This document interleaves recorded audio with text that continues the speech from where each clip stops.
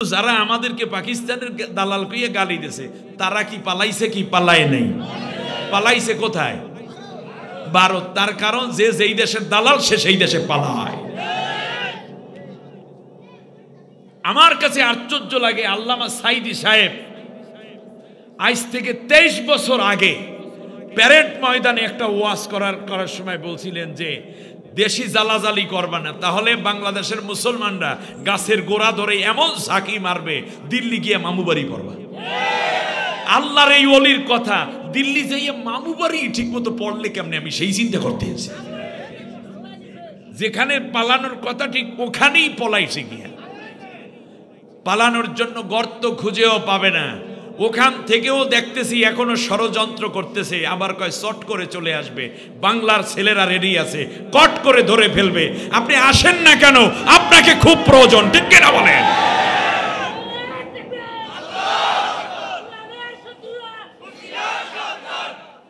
শুনুন, যত কিছু বলা হয়েছে, যাওয়ার সময় আমার দেশের হাজার হাজার যুবক ছেলেদেরকে হত্যা করে গেল। আরে তবে এই দলে কিছু ভালো মানুষও আছে, কারণ আমি তো সারা বাংলাদেশ ঘোরা মানুষ, এই দলে সবাই খারাপ না। কয়েকটা খারাপ মানুষের কারণে এত নষ্ট হয়েছে এই দলটা। এই নষ্টদের বিচার হবে, আর যারা ভালো আছেন তারা তওবা তিল্লা পইরা ভালো দলে যোগদান করে। আমার দেশে এত তবলিগ, আমার দেশে এত খানকা, আমার দেশে এত মসজিদ, আমার দেশে এত হিফজ মাদ্রাসা, আমার দেশে এত কওমি মাদ্রাসা, নুরানি মাদ্রাসা, আলিয়া মাদ্রাসা, আমার দেশে লক্ষ লক্ষ ঈদগাহ, আমার দেশে লক্ষ লক্ষ মসজিদ, আমার দেশে সকাল সন্ধ্যা জিকির, আমার দেশে কোটি কোটি মানুষ দাড়িওয়ালা, আমার দেশে কোটি কোটি মানুষ টুপিওয়ালা, পাঞ্জাবিওয়ালা, জাকিরিন, শাকিরিন, তাহাজ্জুদওয়ালা। তারপরেও কেন ইয়া আইয়ুহান নাস হবে?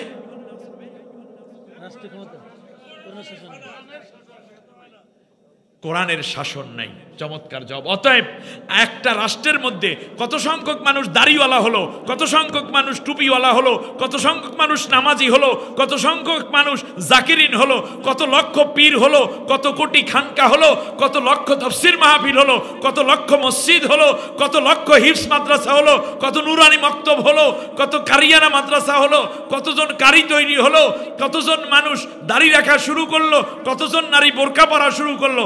এই দিকে লক্ষ্য কইরা আল্লাহ তাআলা ইয়া আইয়ুহাল্লাযিনা আমানু নাজিল করেন না। দেশটা কোরআন দিয়া চলে কিনা তার উপর ভিত্তি করে আল্লাহ বলেন, হে ঈমানদারেরা। এখনো ঈমানদার আল্লাহর জবান থেকে শোনার উপযুক্ততা লাভ করতে পারি নাই। আগামীর পার্লামেন্টে এমন একটা কাজ কি করা যায় না যে আল্লাহর কোরআন দিয়ে দেশ চলবে?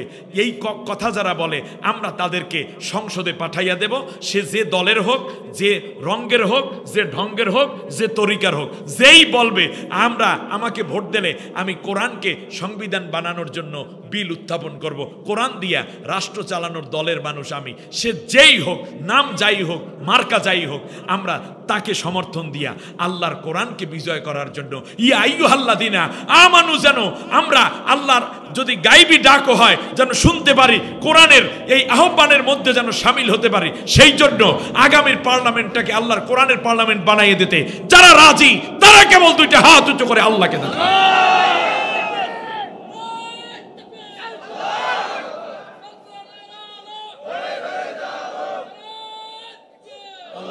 আল্লাহ কবুল করে নাও, সবাই বলেন আমিন। কিয়ামতের দিন আমার ওই উম্মত আমার খুব কোলের কাছে থাকবে যারা দুনিয়ায় আমার উপর বেশি বেশি করে দুরূদ পড়ত। সেই দুরূদ পড়া হচ্ছে, বাইরে কথা হবে নাকি দুরূদ হবে? দুরূদ হবে। কোনো সাইড টক করবেন না। আপনার একটি কথা সাইড টকের কারণে যদি আজকের এই মাহফিলের একজন শ্রোতার ক্ষতি হয় তাহলে আপনি জাহান্নামের জন্য যথেষ্ট। ওয়ালগাউ ফীহি ওয়াকালাল্লাযীনা কাফারু লা তাসমাউ লিহাযাল কুরআনি ওয়ালগাউ ফীহি লাআল্লাকুম তাগলিবুন। আল্লাহ কোরআনে বলছেন, কোরআনের মাহফিলে কিছু শ্রোতা গিয়ে কোরআন তো শোনেই না, উপরন্তু পটপট করে কথা বলে, ভিতরে ভিতরে অনেক কথা সৃষ্টি করে যাতে অন্যে কোরআনের কথা শুনতে না পারে। এই মানুষগুলো কোনোদিন মোমেন নয়, এরা কাফের। আপনি আসছেন সোয়াবের নিয়তে না গুনার নিয়তে? যদি বলা হতো 1 মণ চাল দেয়া হবে, সকাল 9টা থেকে দেওয়া শুরু হবে, রাত 3টা পর্যন্ত চলবে, 3টার সময় চাউল ফুরাই গেছে, আপনি এখনো পান নাই, বলে মেম্বার সাহেব ঘোষণা দিয়েছে যদি রাত 4টা পর্যন্ত দাঁড়িয়ে থাকতে পারো তাহলে তোমাকে 1 বস্তা চাউলের সাথে 1 বস্তা ডাল এবং 5 লিটার তেল দেয়া হবে। আপনারা কি চলে যাইতেন না দাঁড়াইয়ে থাকতেন? কিসের জন্য? 1 বস্তা চাউল আর 1 বস্তা ডাল আর 5 লিটার তেলের জন্য। আপনি একা দাঁড়াইতেন না বউ লইয়া দাঁড়াইতেন? কথা বলে না। ছোট নাতি যেটা আছে ওর মায়ের কোলে দুধ খায়, কয় মাগু একটু ওই আড়াল নিয়ে দুধ খাওয়াই আয়, কারণ যেই কয়জন আসবে সেই কয় বস্তা কইরা দেবে যেহেতু, অতএব কোনো চিন্তা করিস না, একটুখানি থাক। কোনো রকম মাথাটা যদি দেখাইতে পারি নাতির কি দেখাইবে? মাথাটা যদি দেখান যায় তাহলে 1 বস্তা চাউল 1 বস্তা ডাইল আর 5 লিটার তেল। এই বুঝ যেই জাতির মধ্যে আছে সেই জাতি জান্নাতের বাগানে বসে গন্ডগোল করবে আর বাড়িতে চলে যাবে, এটা আমি বিশ্বাস করি না। সামনে নির্বাচন আসতেছে, রাত 12টার সময় স্লোগান দেবে, এক কাপ চা, একটা পান আর একটা টান, ঠিক কিনা কন? শরীয়তপুরের পোলাপাইন মিছিল করবে না? বুড়ারা কইবে দেখ গেল ওই গেলে কেটা মিছিল দেখার জন্য। ওই শীতের মধ্যে কম্বল গায়ে দিয়ে রাস্তার পাশে এসে দাঁড়াই থাকবে বুড়িরে লইয়া। কত বড় মিছিল হয়েছে, কারণ এটা তার দলের মিছিল। রাত 12টার সময় যদি আপনি মিছিল দেখতে পারেন, নেতার চরিত্র ফুলের মতো পবিত্র, নামাজ নাই একক তো গাজা টানে 5 ওয়াক্ত, সেই নেতারে দেখার জন্য 12টায় 1টা পর্যন্ত মিছিল দিতে দিতে গলা হারাইয়া লাগছে, বেড়া আড়তে আড়তে পাও বাঁকা হইয়া যায়, এরপরও থামি না, ভালো লাগে।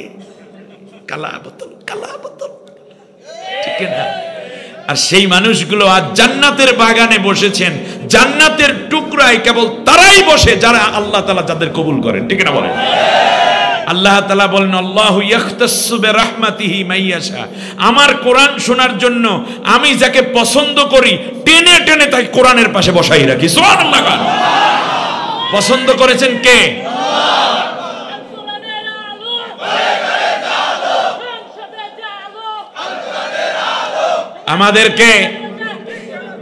আমাদেরকে পছন্দ করেছেন কে?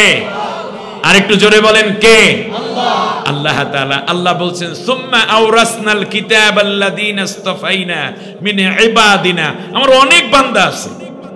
আপনার এদের এই গোসাইরহাট, হাটুরিয়া, মনপুরা, শরীয়তপুরে লক্ষ লক্ষ মানুষ আছে। আল্লাহ কয় আমি সবাইরে ডাকি না, আমি যারে পছন্দ করেছি তাকে আমার কোরআনের পাশে বসাই দিয়েছি। নবী সাল্লাল্লাহু আলাইহি ওয়াসাল্লামের আপন চাচা আবু লাহাব আল্লাহ পছন্দ করেন নাই, ওরে আউট। কিন্তু সেই সুদূর পারস্য থেকে হযরত সালমান ফারসি রাদিয়াল্লাহু তাআলা আনহুকে আল্লাহ রাব্বুল আলামিন 258 কিলোমিটার দূর থেকে টেনে টেনে কোরআনের পাশে বসাই দিয়েছেন। সুবহানাল্লাহ। আবু জেহেল কোরআনের পাশে আসতে পারে না। আবু জেহেলের দাসী সুমাইয়া রাদিয়াল্লাহু তাআলা আনহা কোরআনের জন্য শহীদ হয়ে যায়। উমাইয়া বিন খলফ আরবের সবচেয়ে বড় ব্যবসায়ী, ধনী, কোরআনের জন্য কবুল হয় না। তার কেনা গোলামের বাচ্চা গোলাম বিলাল রাদিয়াল্লাহু তাআলা আনহুকে আল্লাহ রাব্বুল আলামিন কোরআনের জন্য কবুল করে নিয়েছেন। আপনি কি মনে করেছেন আপনি আপনার ইচ্ছায় এখানে বসেন নাই? আল্লাহ আপনাকে বেশি ভালোবেসে বসাই দিয়েছেন। 12টায় 1টা 2টা আমাদের জন্য এখন কোনো ব্যাপার না, ঠিক না? অতএব আমার মহাব্বতে আপনারা কেউ বসেন নাই, আপনারা বসেছেন কোরআনের মহাব্বতে। আল্লাহর নবী বলেছেন মান জাআলাহু আমামাহু কাদাহু ইলাল জান্নাহ, যারা এই কোরআনের জন্য অপেক্ষা করবে, কোরআনকে ভালোবেসে যারা ধৈর্য ধারণ করবে, কোরআনের মহাব্বতে যারা নিজেদের জীবন, সম্পদ, সময়কে ব্যয় করে দিবে, চোখের মধ্যে ঘুম, তারপরেও আল্লাহর কোরআন শোনার জন্য চাতক পাখির মতো কোরআনের ময়দানে বসে থাকবে। আল্লাহর নবী বলেন আমি নবীজি তোমাদের জন্য বলে গেলাম, তুমি মরার পরে এই কোরআন তোমার কবরের সাথী হয়ে তোমার সামনে সামনে যাইতে থাকবে। যেহেতু তুমি কোরআন থেকে চলে যাও নাই, কোরআনকে রেখে বাড়িতে চলে যাও নাই, এই জন্য কোরআন তোমাকে রেখে চলে যাবে না। জান্নাতে না পৌঁছানো পর্যন্ত কোরআন তোমাকে একা ছেড়ে চলে যাবে না। সুবহানাল্লাহ, এর চেয়ে আর কি চান? কোরআন আপনার সাথী হয়ে গেল, কারণ আমরা এখনো কোরআনের সাথে আছি, ঠিক না? আল্লাহর নবী বলেছেন, দুরূদ যদি একবার পড়ো তাহলে 10টা রহমত পাবা। শুধু না, বেশি বেশি দুরূদ পড়লে কিয়ামতের দিন আমার খুব বেশি কাছে থাকবা। উঠতে বসতে চলতে ফিরতে সব সময় দুরূদ পড়ব। নবীজি বলেন, একটা দুরূদ আছে, যেই দুরূদটার নাম দুরূদে রুইয়া। দুরূদের নাম কি? দুরূদে রুইয়া। রুইয়া, আল্লাহ নবী বলেন, আমার উম্মত ধনী হও কিংবা গরিব হও, সাদা হও কিংবা কালো, জেনারেল শিক্ষিত হও কিংবা মাদ্রাসা পড়ুয়া হও, নারী হও কিংবা পুরুষ হও, যদি এই দুরূদটা বেশি বেশি পড়তে পারো তাহলে আমি নবীজি ঘুমের ঘরে স্বপ্নের মধ্যে তোমাকে দেখা দেব। আমার জিয়ারত তোমার নসিব হয়ে যাবে। আর মনে রেখো, কেউ যদি আমাকে একবার দেখে স্বপ্নের মধ্যে, মান রাআ ফিল মানামি ফাকাদ রাআনি ফাইন্নাশ শাইতানা লা ইয়াতামাসসালু বি, যে আমাকে স্বপ্নে দেখলো সে তো আমাকেই দেখলো, কারণ শয়তান আমার সুরত ধারণ করতে পারে না। নবীকে স্বপ্নে দেখতে চান? একটা দুরূদ পড়তে হবে, পারবেন? এই দুরূদটা মাহফিলের শেষবারে যদি নবীর প্রেমিক হন, নবীর আশেক হন, শেষবারে এইটা বলে দেব দুরূদটা, আমলটা কেমনে করবেন একেবারে হাদিস দিয়ে বুঝিয়ে দেব ইনশাআল্লাহ। এখানে উলামায়ে কেরাম রয়েছে। আল্লাহ নবী বলেন, যদি কেউ আমাকে একবার দেখে হারামাল্লাহু আলাইহিন নার, তাহলে আল্লাহ তাআলা তার জন্য জাহান্নামকে, দোজখকে হারাম করে দেন,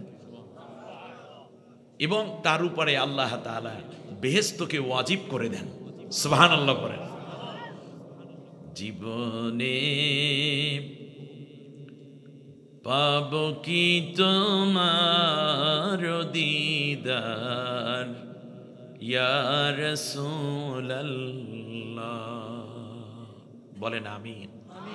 সবাই বলেন আমিন। সে আশায় আছি গো বেঁচে গুনাহগার ইয়া রাসূলুল্লাহ, জাহানের যেই দিকে তাকাই দরদি আর তো কেহ নাই,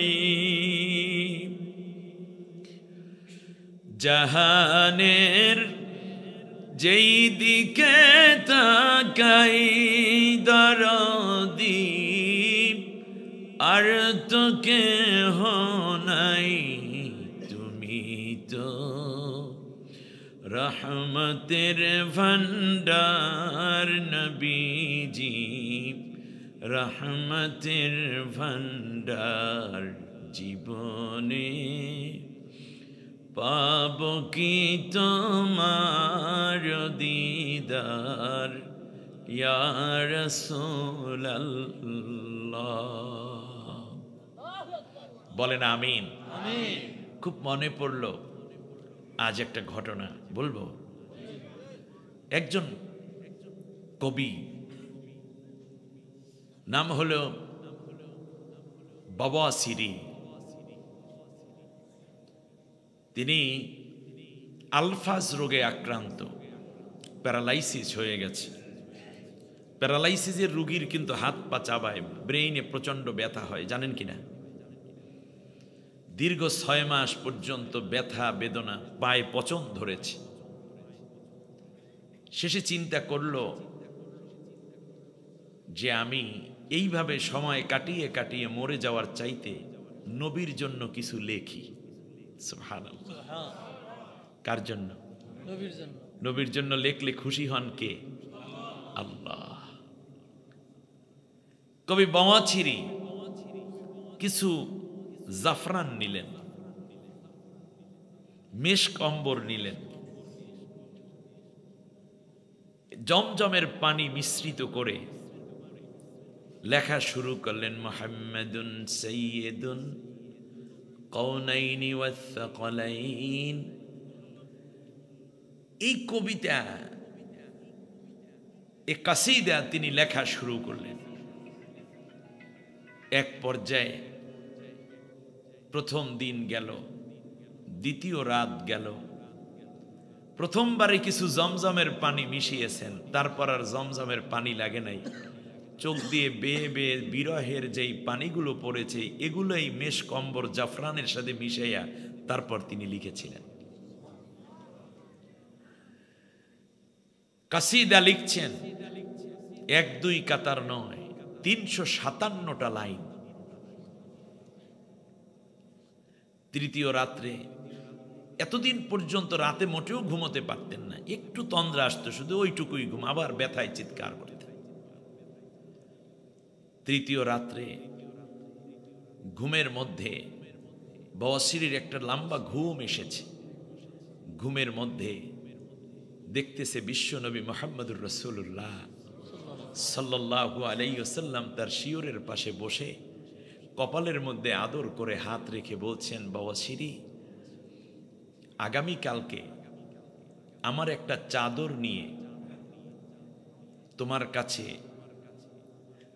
বওয়াসিরি আল্লাহর নবী পাশে বসে কপালের মধ্যে হাত দিয়ে, নবীজির গায়ে জড়ানো একটা চাদর ছিল, এই চাদরটা আল্লাহ নবী সাল্লাল্লাহু আলাইহি ওয়াসাল্লাম ভাঁজ করে ঘুমের মধ্যে বওয়াসিরির হাতের মধ্যে দিয়েছেন। দিয়ে বললেন, বওয়াসিরি শোনো, তুমি যার বিরহে কবিতা লেখো, আমি সেই নবী, তুমি বুঝতে পেরেছ? বলছি, ইন্নী আরাফতুকা ইয়া রাসূলুল্লাহ, আমি আপনাকে চিনতে পেরেছি। বলছে, আমি চলে গেলাম, ঘুম থেকে উঠে এই চাদরটা তুমি গায়ে দিবে। তুমি যখন চাদর গায়ে দিবে, তখন আল্লাহ রাব্বুল আলামিন তোমার এই প্যারালাইসিস রোগ এবং পচন ধরা শরীরের রোগ আল্লাহ এই চাদরের বরকতে ভালো করে দিবেন। বওয়াসিরি শোনো, আগামীকাল সকালবেলা একজন অন্ধ মানুষ তোমার কাছে আসবে, যেই মানুষটা আমাকে ঘুমের ঘরে দেখার বিরহে এবং আবেগ নিয়ে কাঁদতে কাঁদতে অন্ধ হয়ে গেছে। আমি আজ রাতে তাকে দেখা দেব, এবং এই চাদরটা যখন সে চাইবে তুমি তাকে দিয়ে দিও, কারণ এই চাদর তার চোখ যখন স্পর্শ করবে, আল্লাহর কুদরতে তার চোখের আলো আল্লাহ রব্বুল আলামিন পুনরায় ফিরিয়ে দিবে। সুবহানাল্লাহ।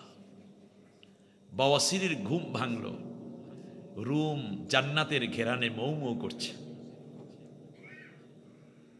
হযরতে আনাস রাদিয়াল্লাহু তাআলা আনহু বলেন, আল্লাহ নবী সাল্লাল্লাহু আলাইহি ওয়াসাল্লাম যদি কোনো রাস্তা দিয়ে হেঁটে যেতেন, 3 দিন 3 রাত পর্যন্ত এই রাস্তায় জান্নাতের ঘেরান মৌ মৌ করতেন। কেউ যদি একবার নবীর সাথে মুসাফা করত, 3 দিন পর্যন্ত তার হাতের মধ্যে জান্নাতের ঘেরান আসত।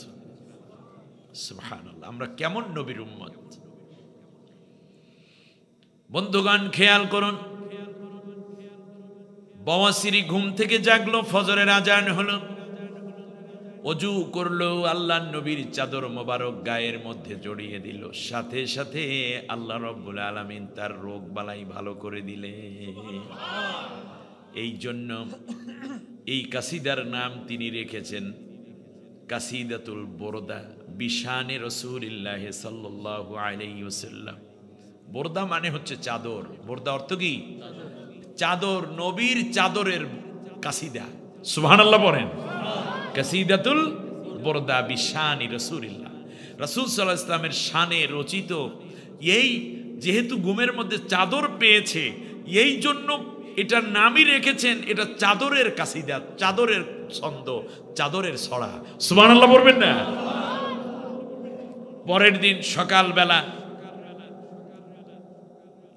অন্ধ মানুষ এসেছে, বলল, বওয়াসিরি, তোমার কাছে একটা চাদর আছে, চাদরটা দাও আমাকে। বলল, না তো, কিসের চাদর? বললো যে না, নবী না, আমাকে রাত্রে বলে গেছেন। সুবহানাল্লাহ। ওই চাদরটা আমাকে দাও। 14 বছর পর্যন্ত নবীর বিরহে কেঁদে কেঁদে চোখ দিয়ে পানি ঝরতে ঝরতে বিগত 6 বছর ধরে আমি অন্ধ। এত অন্ধত্ব জীবন আসার পরে নবী দেখা দিয়েছেন স্বপ্নে। সুবহানাল্লাহ। আমাদের কি মন একবার চায় না? স্বপ্নে দেখবে কি? মোবাইলের মধ্যে ফেসবুক দেখতে দেখতে মাথা গরম, নবীরে দেখবে কখন? আহা, উম্মতের স্বপ্ন আজ চলে গেছে অন্যদিকে। নায়ক নায়িকা, গায়ক গায়িকা, রাস্তার পাশের অমুক মেয়ে ছেলে দেখতে দেখতে মাথা নষ্ট হয়ে যাচ্ছে।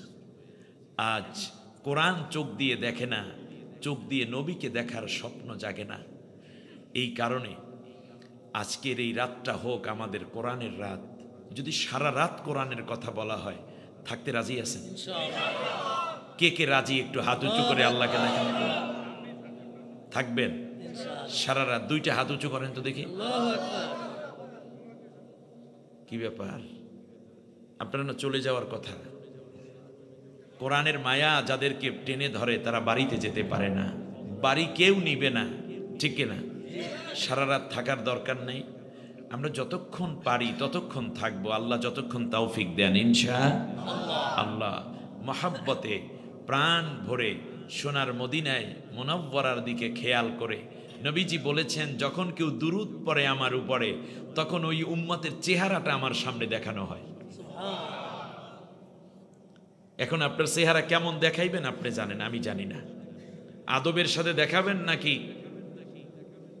উদাসীনতার সাথে দেখাবেন? যদি নবী নাই দেখেন তাহলে কিয়ামতের দিন সুপারিশ করবেন কে দেখে?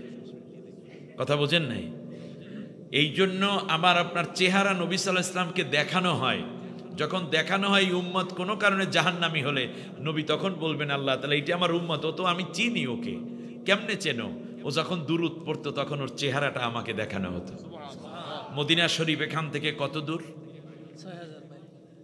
3,500 মাইল দূরে। 3,500 মাইল বাংলাদেশ থেকে। আচ্ছা, পাইলাম 3,500 মাইল দূরে। এখান থেকে আমেরিকা হলো 26,000 মাইল দূর। কত? আমেরিকা আপনার ছেলে থাকে, আপনি যদি এখানে বসে সালাম দেন, সে যদি মোবাইলে ওখানে ধরে, তাই সালাম পৌঁছতে আপনার ছেলের কানে কয় ঘন্টা লাগে? মোবাইল আবিষ্কার করছে কারা? মানুষেরা। আপনি যদি হোয়াটসঅ্যাপ কিংবা মেসেঞ্জারে ভিডিও কলে সালাম দেন, তাহলে বলুন দেখি এই সালাম এবং চেহারা পৌঁছতে কয় ঘন্টা লাগে তার মোবাইলে? সেকেন্ডের মধ্যে দেখতেছে। তাই দুনিয়ার মানুষ যদি মোবাইল আবিষ্কার করে 1 সেকেন্ডের মধ্যে সালাম শুনাইয়া, ওয়ালাইকুম সালাম কানে শুনাইয়া চেহারা দেখাই দিতে পারে, তাহলে রাসূল সাল্লাল্লাহু আলাইহি ওয়াসাল্লামের সালাম নবীর কাছে পৌঁছাবে, আমার সালাম আমার দুরূদ আর নবী দেখবেন। এটা কোনো ব্যাপার হইল? এটা তো লাইভ প্রোগ্রাম হচ্ছে। আল্লাহর নবী দেখবেন, উম্মত যেন নবীর মহাব্বতে প্রাণ ভরে দুরূদ পড়ছে, মন উজাড় করে ভালোবেসে হৃদয়টা মদিনাতুল মুনাওয়ারার দিকে তাওয়াজ্জু করে, হৃদয়ের সমস্ত আবেগ অনুভূতি দিয়ে, কণ্ঠ ছেড়ে দিয়ে আমরা এই গভীর রাতে একবার দুরূদ পড়ি। আল্লাহুম্মা সাল্লি আলা সাইয়্যিদিনা ওয়া আলা আলি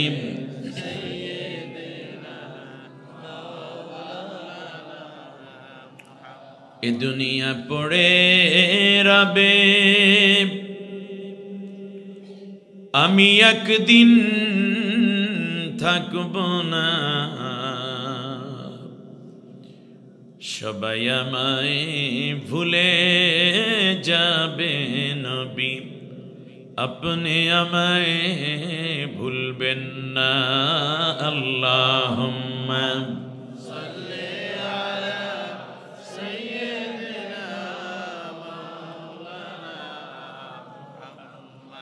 وعلى آل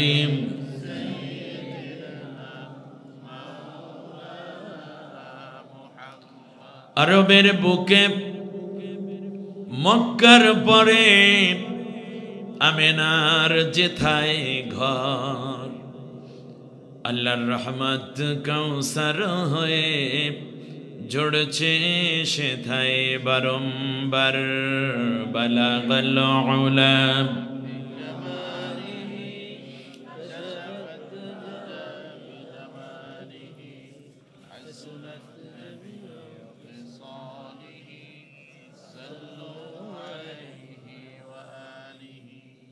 শরীয়তপুর ব্রিটিশ বিরোধী ফারাইজি আন্দোলনের অন্যতম পথিকৃৎ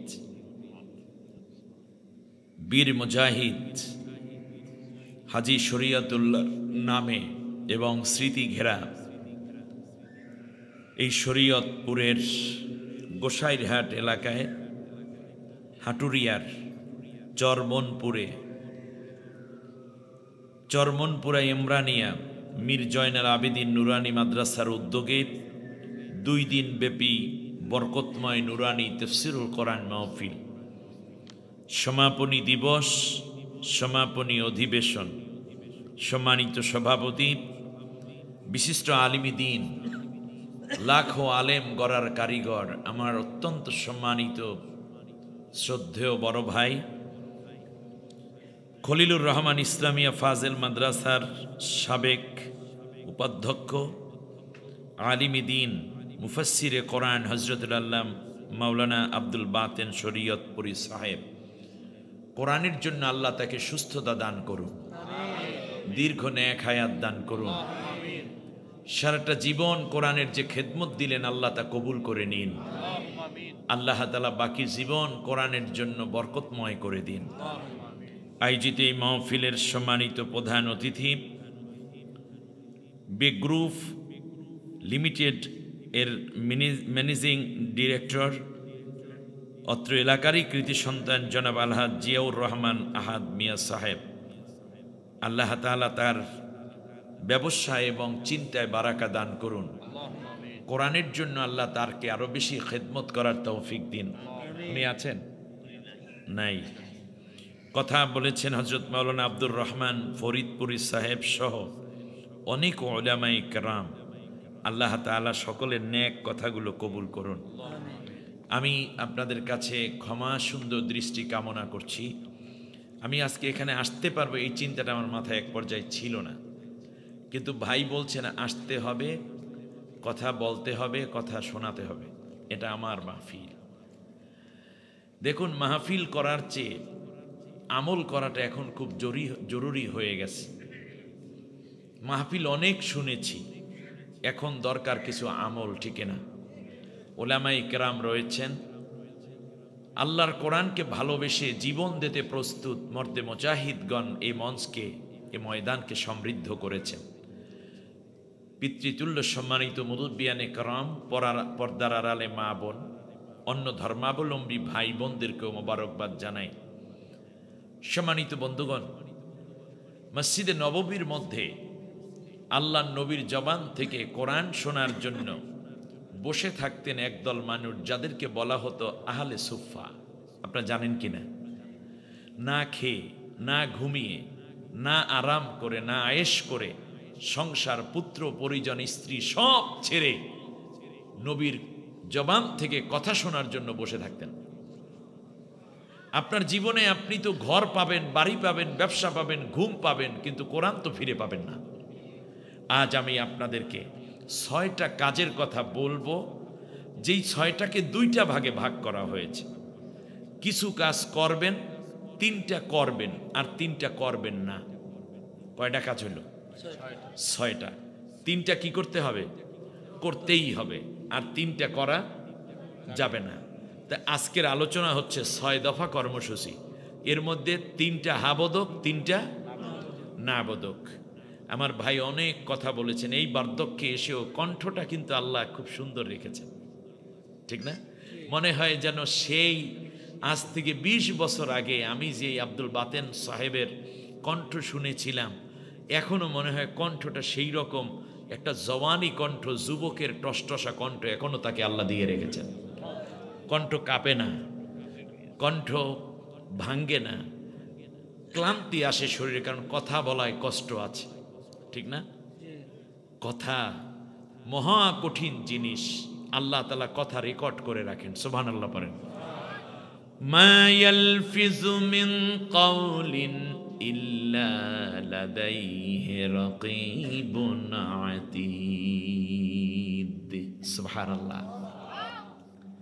তোমরা যা কিছু বলো না কেন সব ফেরেশতারা রেকর্ড করে রাখতেছে। অতএব খারাপ কথা বলা, যারা খারাপ কথা থেকে নিজের জবানকে হেফাজত করে, আল্লাহ রাব্বুল আলামিন বলেন তাদেরকে আমি আল্লাহ জান্নাতুল ফিরদাউসের মেহমান বানাইয়া দেই। সুবহানাল্লাহ বলেন। ওয়াল্লাযীনা হুম আনিল লাগবি মুরিদুন, যারা জবানকে হেফাজত করবা তারা জান্নাতুল ফিরদাউসে যাইতে পারবা। সুবহানাল্লাহ। মুখে আসলো আর কথাটা চট করে বলে ফেললেন, এটা যেন না হয়। কারণ তীরের ধনুক থেকে তীর বের হয়ে গেলে, বন্দুক থেকে বুলেটটা বের হয়ে গেলে, আর জবান থেকে কথাটা বের হয়ে গেলে, দেহ থেকে রুহুটা বের হয়ে গেলে, এটা আর কোনোদিন ফিরে আসে না। অতএব বউয়ের সাথে কথা বলার আগে চিন্তা করে বলবেন যে এই কথাটা আমি বউয়ের সাথে বলবো কি না বলবো। আলেমের সাথে একটা কথা আমি বলবো কি বলবো না, আগে চিন্তা করবেন। সন্তানরা বাবা এবং মায়ের সাথে এই রকম কথা কি আমি বলতে পারি, বলবো কি না বলবো। একবার যদি বলেন খারাপ কথার কলজায় লাইগা যায়, তাহলে আপনার জীবন ধ্বংস। আর যদি এটা অন্তরে লাইগা যায় ঠিক মতো, আমার সন্তান এত সুন্দর করে কথা বলেছে, তাহলে অতএব কথা বলার আগে চিন্তা করবেন। আমি আপনাদেরকে বলি, যারা বুদ্ধিমান মানুষ তারা আগে চিন্তা করে তারপর বলে, আর যারা বোকা মানুষ তারা আগে বলে তারপরে চিন্তা করে। এজন্য আল্লাহর ফিতরাত হচ্ছে তোমরা শুনবে বেশি, বলবে কম। আর আমরা বলতে চাই বেশি, শুনতে চাই কম। আল্লাহ কান দেশে কয়টা? কান দিয়ে মানুষ কি করে? আর মুখ দেশে কয়টা? মুখ কয়টা? মুখ দিয়ে মানুষ কি করে? তাহলে বেশি শুনবে কম, বলবে। আমরা বলি বেশি, শুনি কম, ঠিক না?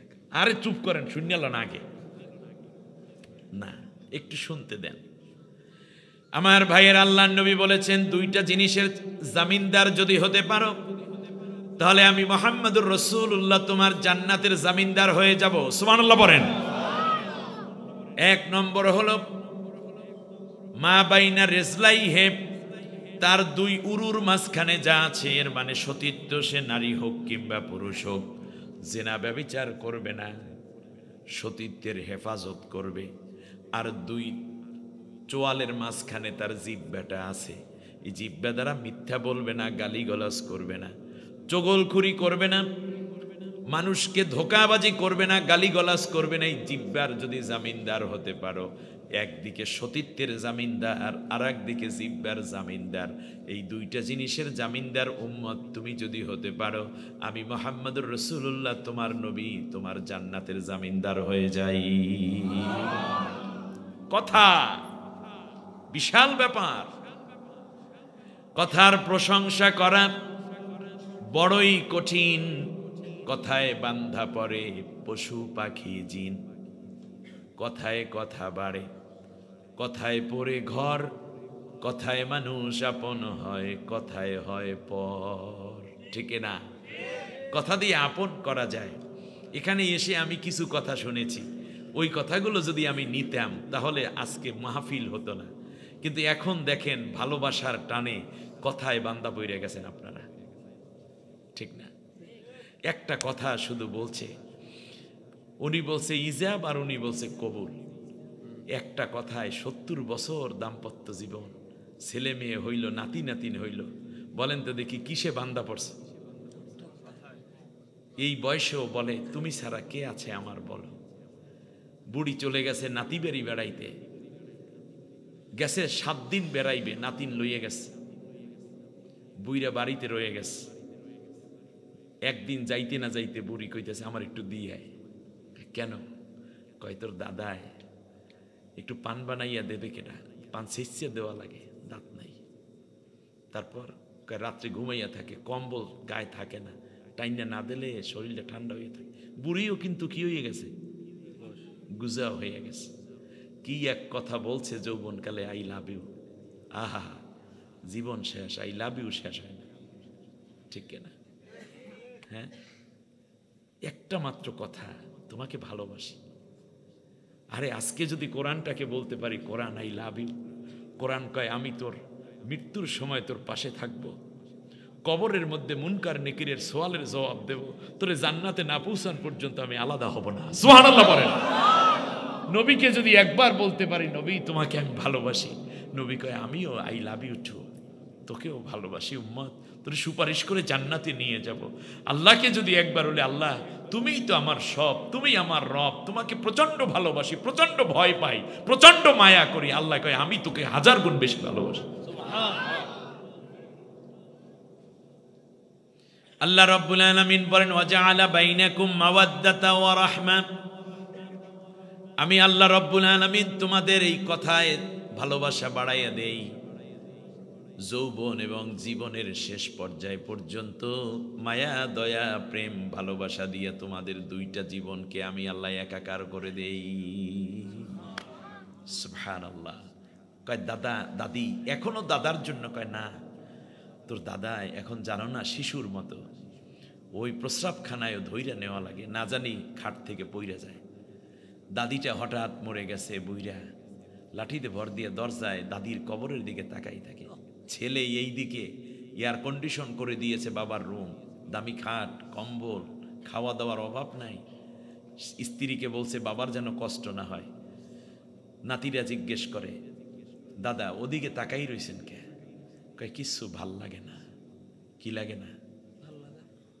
ওই যে কবি জসিমউদ্দিনের কবর রচনা, ওইখানে তোর দাদির কবর, ডালিম গাছের তলে 30 বছর ভেজায় রেখেছি 2 নয়নের জলে, এতটুকু তারে ঘরে এনেছিল, সোনার মতো মুখ, খেলার সে পুতুল ভেঙে যেত বলে, কেঁদে ভাসাইতো বুক।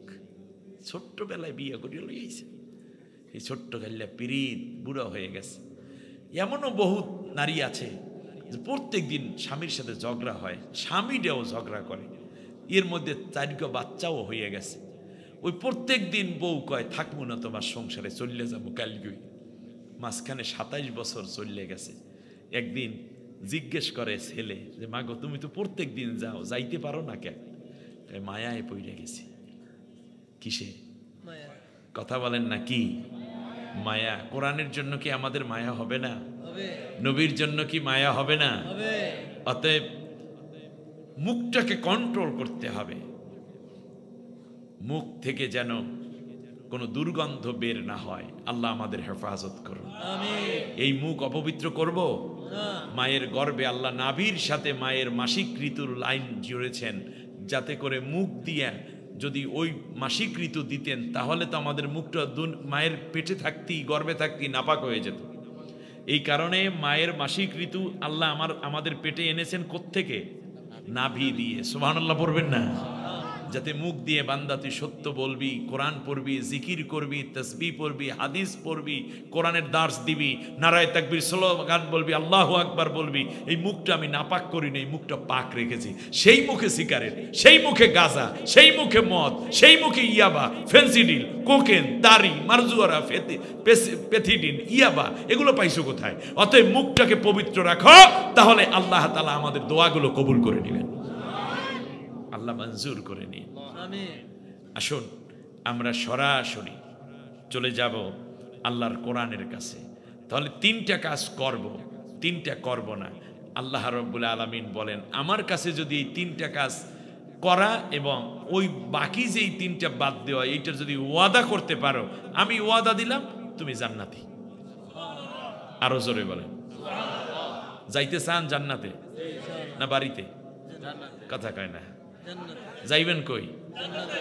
আমরা ছিলাম কোথায়? জান্নাতে। যাব কোথায়? জান্নাতে।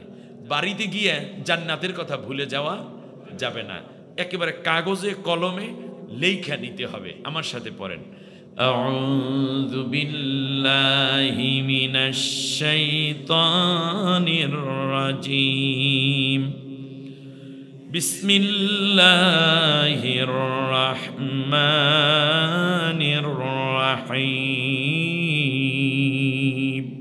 বিতাড়িত অভিশপ্ত শয়তানের ওয়াসওয়াসা থেকে আল্লাহর আশ্রয় চাই। কার আশ্রয়? জোরে বলতে হবে, কার আশ্রয়? আমাদের আশ্রয় কে? আশ্রয় চাই কার কাছে? আমাদের আশ্রয় দিতে পারেন কে? আমরা আশ্রয় নেব কার কাছে? অন্য কারো কাছে না। আমাদের খুব মনে পড়ে, বলতাম একটা কথা, দেখেন বিগত 16টা বছর একটা দল আমার দেশটাকে শাসন করলো, অনেক গালি দিয়েছে, অনেককে কনস্পিরেসি করেছে। অবশ্য তাদের শাস্তি তারাই পেয়ে গেছে। কথা বোঝেন নাই মনে হয়? তাদের শাস্তি তারাই পাইয়ে কি করছে? আছে না চলে গেছে? আচ্ছা, আপনাদের এই এলাকার এমপিরা কোথায়? আমরা কি পালাইতে কইছি? বলেন আপনারা। পালাই গেছে। তারা বুঝছে যে এমন অন্যায় করেছি, এলাকায় থাকলে মানুষেরা বাটাম দিয়ে আমাদেরকে রাস্তার সাথে মিশিয়ে ফেলাইবে। ওই লোকটা উঠলে কে দেখেন একটু সমস্যা হয়েছে কিনা। এই মুহূর্তে যদি বলা হয় যে তারা তো সব এমপিও তো তারা ছিল, আপনার ছেলে অসুস্থ, ডাক্তার বলছে যে আগের সরকারের একজন এমপি যদি একটু পানি পরিয়ে ফু দেয় তাহলে আপনার ছেলে পুরোপুরি রোগ ভালো হয়ে যাইবে। ভালো ডাক্তার বলছে, এক বোতল পানি নিয়ে সারা বাংলাদেশ ঘুরবেন এমপির একটা ফুর জন্য, পাইবেন? অথচ বলতো জামাত ইসলামের লোকদেরকে, বিএনপির লোকদেরকে, হেফাজতে ইসলামের লোকদেরকে অনেক কথা বলার ফাঁকে একটা কথা বলতো যে এরা সব পাকিস্তানের দালাল। বলতে না? এই 16 বছরে মিথ্যা মামলা দিছে না? কথা বলেন না কেন? কি ঘুমায় ধরছে? বলতে পারেন এটা কোরআনে আছে? হ্যাঁ, কোরআনে আছে। তো তার কারণ হলো আমরা তো অন্য কোথাও আশ্রয় নেই, কারণ আমরা জানি আমাদের আশ্রয় কার কাছে? তাহলে যদি আমরা পাকিস্তানের দালাল হইতাম বা আপনারা হইতেন তাহলে যাইয়ে পালাইতেন না? এত মাইর খেয়াও কি ভাল লাগে? এত মামলা হামলা, জেল জুলুম, ফাঁসি, আয়নাঘর, কমপক্ষে 2-4 জন লোক তো যাইয়ে পালাইতো নাকি? কেউ পালাইছে? পালায় নাই। কারণ আমাদের আশ্রয়ের জায়গা কোথায়? আল্লাহর কাছে। রাইট। বাংলাদেশ সাইরে আমরা পালাই নাই, কিন্তু যারা আমাদেরকে পাকিস্তানের দালাল কইয়ে গালি দিয়েছে তারা কি পালাইছে? কি পালায় নাই? পালাইছে কোথায়? ভারত। তার কারণ যে যেই দেশের দালাল সে সেই দেশে পালায়। আমার কাছে আশ্চর্য লাগে, আল্লামা সাইদি সাহেব আজ থেকে 23 বছর আগে প্যারেড ময়দানে একটা ওয়াজ করার সময় বলছিলেন যে দেশি জালাজালি করবা না, তাহলে বাংলাদেশের মুসলমানরা গাছের গোড়া ধরে এমন ঝাঁকি মারবে দিল্লি গিয়ে মামু বাড়ি পড়বা। আল্লাহর এই ওলির কথা, দিল্লি যাইয়ে মামু বাড়ি ঠিক মতো পড়লে কেমনে, আমি সেই চিন্তা করতে এসেছি। যেখানে পালানোর কথা ঠিক ওখানেই পলাইছে গিয়া। পালানোর জন্য গর্ত খুঁজেও পাবে না, ওখান থেকেও দেখতেছি এখনো ষড়যন্ত্র করতেছে। আবার কয় চট করে চলে আসবে, বাংলার ছেলেরা রেডি আছে, কট করে ধরে ফেলবে। আপনি আসেন না কেন? আপনাকে খুব প্রয়োজন, ঠিক কিনা বলেন?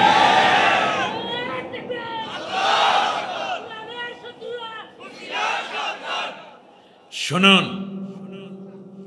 যত কিছু বলা হয়েছে, যাওয়ার সময় আমার দেশের হাজার হাজার যুবক ছেলেদেরকে হত্যা করে গেল। আরে, তবে এই দলে কিছু ভালো মানুষও আছে, কারণ আমি তো সারা বাংলাদেশ ঘোরা মানুষ। এই দলে সবাই খারাপ না, কয়েকটা খারাপ মানুষের কারণে এত নষ্ট হয়েছে এই দলটা। এই নষ্টদের বিচার হবে, আর যারা ভালো আছেন তারা তওবা তিল্লা পইরা ভালো দলে যোগদান করেন। কথাটা ভালো কইলাম না খারাপ কইলাম? তার কারণ আমরা তাদের মতো কারো উপর অত্যাচার করব না।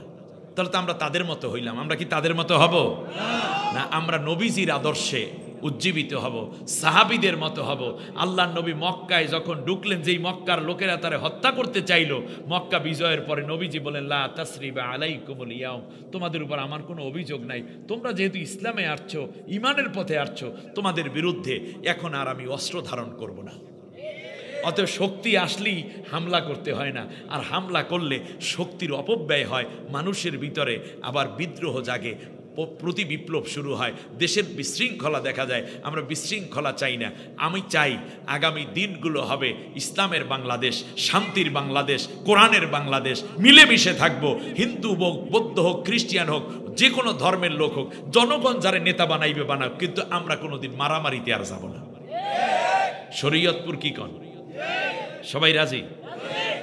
এখন যদি আপনারে কেউ মারে হেঁটে কি করবেন? মনে করতে হবে এটা ভারতের দালাল। যদি বলেন কি মারামারি গুরুত্ব চলে গেছে, এখন যারা মারামারি করবে মনে করতে হবে ওই শয়তান ওয়াসওয়াসা দিতে আছে। আল্লাহ আমাদেরকে হেফাজত করুন। এখন আর কোনো মারামারি নাই, এখন দেশ গড়ার কাজ। আগামী দিন হবে একটা সুন্দর সাজানো বাংলাদেশ। আমার ভবিষ্যৎ প্রজন্ম আর রক্ত দেখতে চায় না, আমার প্রজন্ম চায় বাংলাদেশ উন্নত হবে, বাংলাদেশের মানুষেরা মিলেমিশে বাস করবে, রাজনৈতিক মতপার্থক্য থাকবে, ধর্মীয় মতপার্থক্য থাকবে। আল্লাহ নবী সাল্লাল্লাহু আলাইহি ওয়াসাল্লাম মদিনায় গিয়ে কাফের মুশরিকদেরকে নিয়ে যদি একত্রে একটা সোনার বাংলা সোনার মদিনা বানাইতে পারেন, তাহলে আমরা এতগুলো মাত্র কয়েকটা 2-4-5টা দল বড় বড় আছে, আর কয়েকজন হিন্দু আছে, কিছু বৌদ্ধ আছে, কিছু খ্রিস্টিয়ান আছে, কিছু পাহাড়ি মানুষ আছে, এই সব মিলাইয়া আগামী 5 বছরে সোনার বাংলা বানানো যাবে না? যারা সোনার বাংলা বানাইতে চাইছে তারা কইছে আমরা পাই সবাই পাই তেলের খনি, স্বর্ণের খনি, আমি পেয়েছি চোরের খনি, ঠিক কিনা? অতএব তারা যেহেতু পালাইয়ে গেছে, এখন তো আমাদের চিন্তা নাই, এখন সোনার বাংলার বানানোর দায়িত্ব আল্লাহ আমাদের হাতে দিয়েছেন। অতএব আগামীতে চুরি, ডাকাতি, বদমাইশি, দুর্নীতি এগুলো থাকবে না, সুদ ঘুষ থাকবে না। আগামীর দিনগুলো হবে মানবতার বাংলাদেশ, শান্তির বাংলাদেশ। বহির্বিশ্ব থেকে মানুষ এসে আমার দেশে বসবাস করার জন্য দরখাস্ত করবে ইনশাআল্লাহ। আমার দেশের মেধাবীরা এগিয়ে এসেছে, মেধা এবং চরিত্রবানরা আগামী দেশ শাসন করবে ইনশাআল্লাহ। আল্লাহ কবুল করুন, আল্লাহ মঞ্জুর করুন। আর শরীয়তপুর সেই ক্ষেত্রে বড় ভূমিকা পালন করবে, আমরা যেন দেখতে পারি। সম্মানিত ভাইয়েরা, তাহলে মনে রাখতে হবে বাংলাদেশে পাকিস্তানের কোনো দালাল নাই, ভারতের কিছু দালাল আছে। আমরা যেন আল্লাহর কাছে আশ্রয় চেয়ে বাকি জীবন কাটাতে পারি, বলেন আমিন। পরম করুণাময় অসীম দয়ালু আল্লাহর নামে শুরু করছি। ইন্নাল্লাহা ইয়া'মুরু বিল আদলি ওয়াল ইহসান ওয়া ইতা'i যিল কুরবা ওয়া ইয়ানহা আনিল ফাহশাই ওয়াল মুনকারি ওয়াল বাগি ইয়াইযুকুম লাআল্লাকুম তাযাক্কারুন।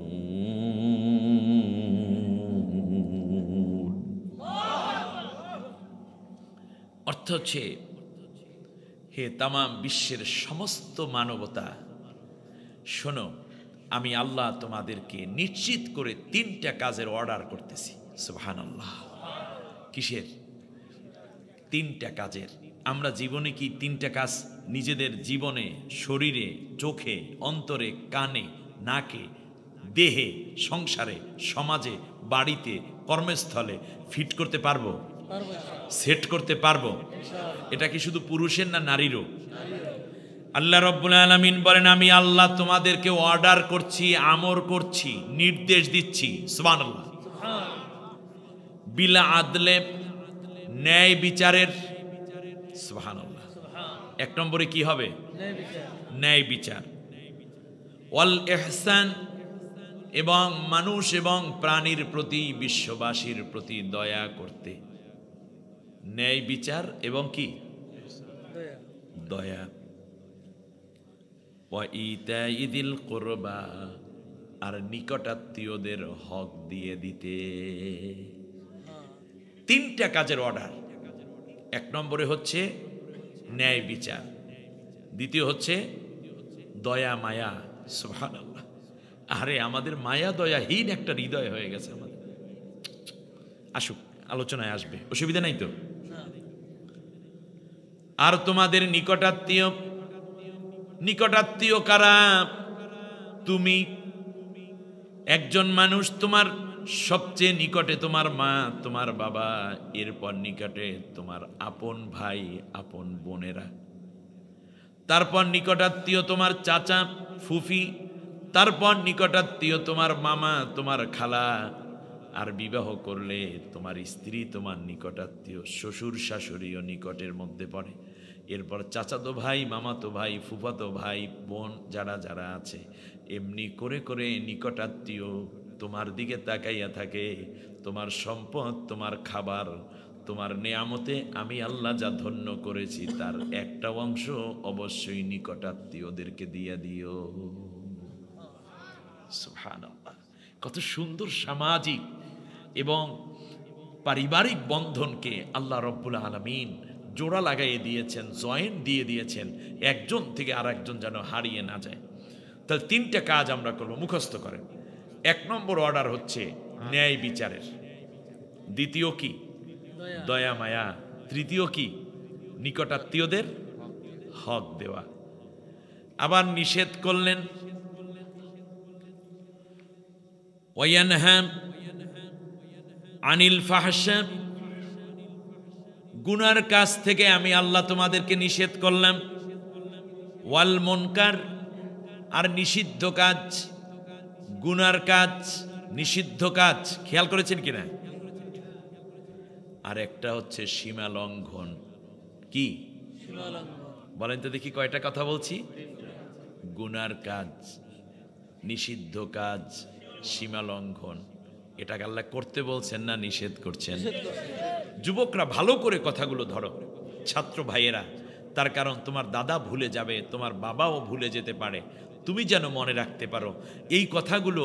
তুমি এই কথাগুলো আগামীকালকে বন্ধুদেরকে জানি, দোস্ত 3টা কাজ করবই না আর 3টা কাজ ছাড়বো না। বলেন 3টা কাজ করব না আর 3টা কাজ ছাড়বো না। আল্লাহ রাব্বুল আলামিন বলেন, শোনো, গুনাহ করবে না, নিষিদ্ধ কাজ করবে না, সীমা লঙ্ঘন করবে না। ইয়াইযুকুম লাআল্লাকুম তাযাক্কারুন। আমি আল্লাহ চাই জীবনের সব সময় তোমরা এই 6টা বিষয়কে মাথায় রেখে তোমাদের জীবন পরিচালনা করবা। আল্লাহর নবীর সাহাবীগণ যখন এই আয়াতটা শুনলেন, হাদিসে এসেছে আল্লাহর নবীর সাহাবীগণ যদি একে অন্যের সাথে দেখা হতো তাহলে তারা কোরআনের 2টা জায়গা থেকে একে অন্যকে তিলাওয়াত না করে বিদায় দিতেন না।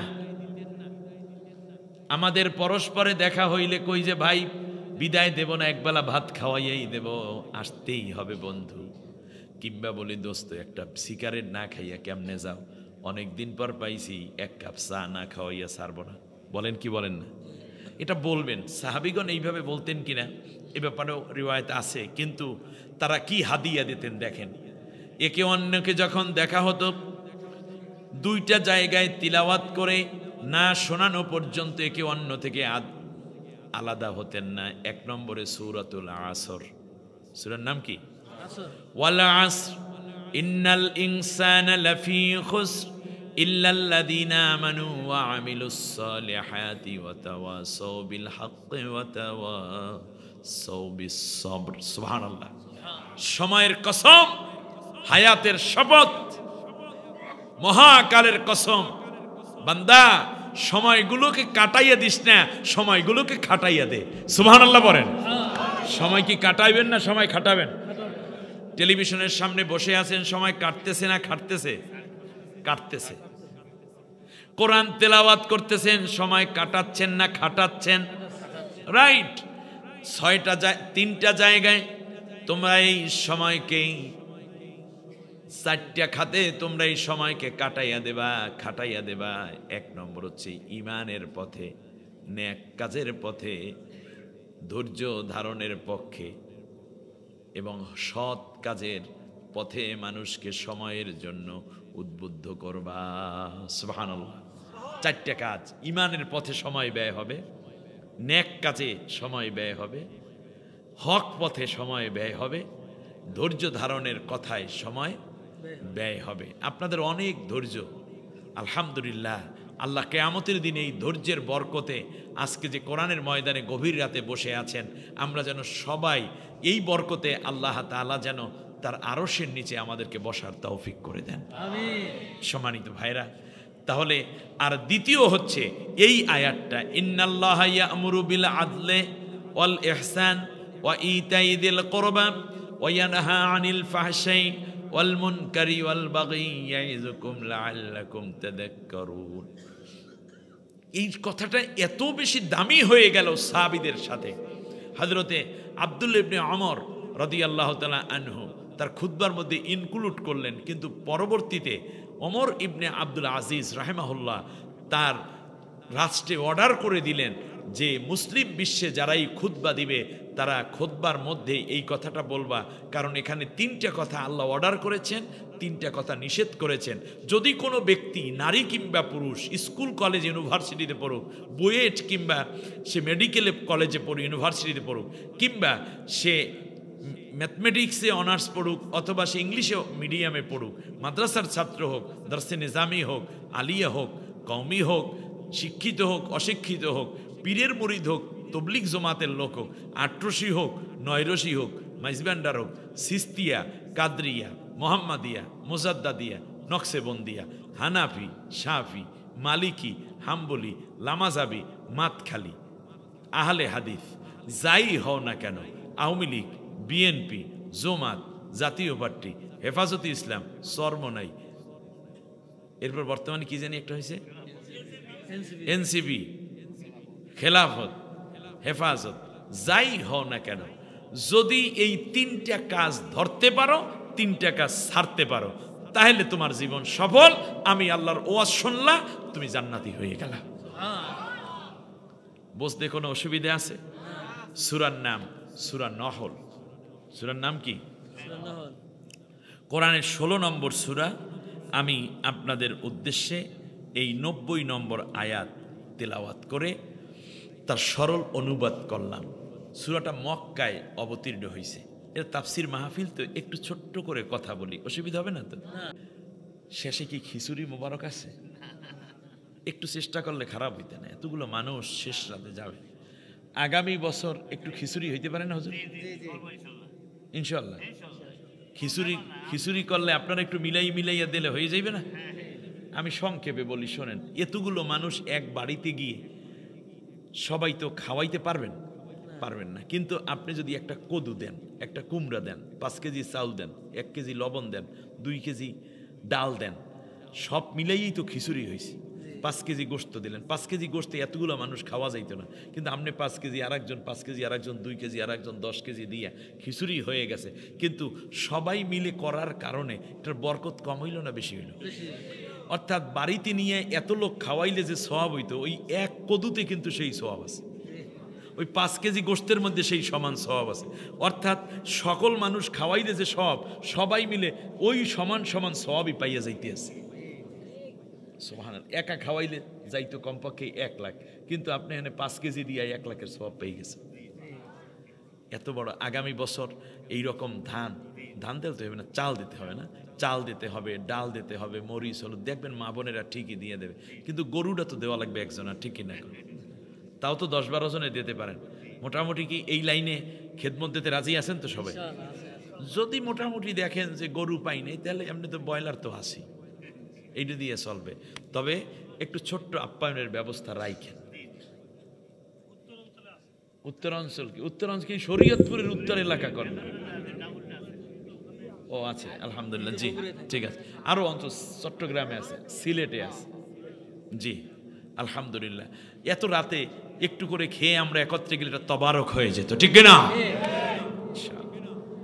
যদি চান তাহলে বলতে পারেন, হুজুর আপনি মুসাফের মানুষ, আমার হাতে হাত রেখে 698 জন কাফের মুসলমান হয়েছে, আল্লাহ করাইছে। এই আরো 3 জন রেডি আছে, এই 700 পুরো হইয়া বাড়াই যাবে ইনশাআল্লাহ। তাহলে আমি একটু দোয়া করে দিতাম, আগামী বছর এই রকম গোশত যা লাগে 15-20 কেজি তৈবে, 20 কেজিতে হয়ে যাবে। 20 কেজি গোশত দিয়ে দেবেন একজনে, দাঁড়াই বলতে পারেন হুজুর গরুর গোশতটা আমি দিয়ে দিলাম। হাজী সাহেব কি করবে?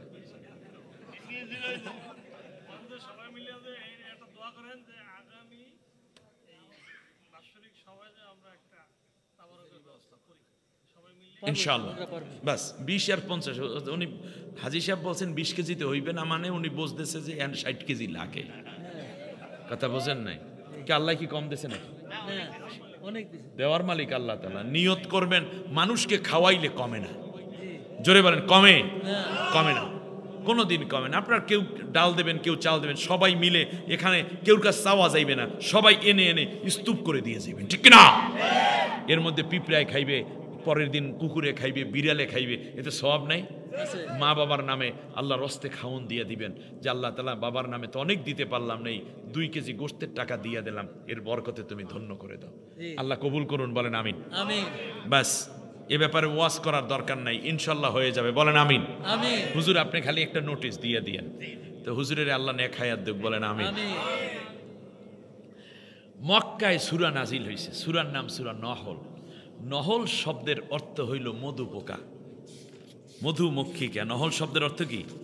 মধুমক্ষিকা। আয়াত আছে 128টা। কতটা? 128টা।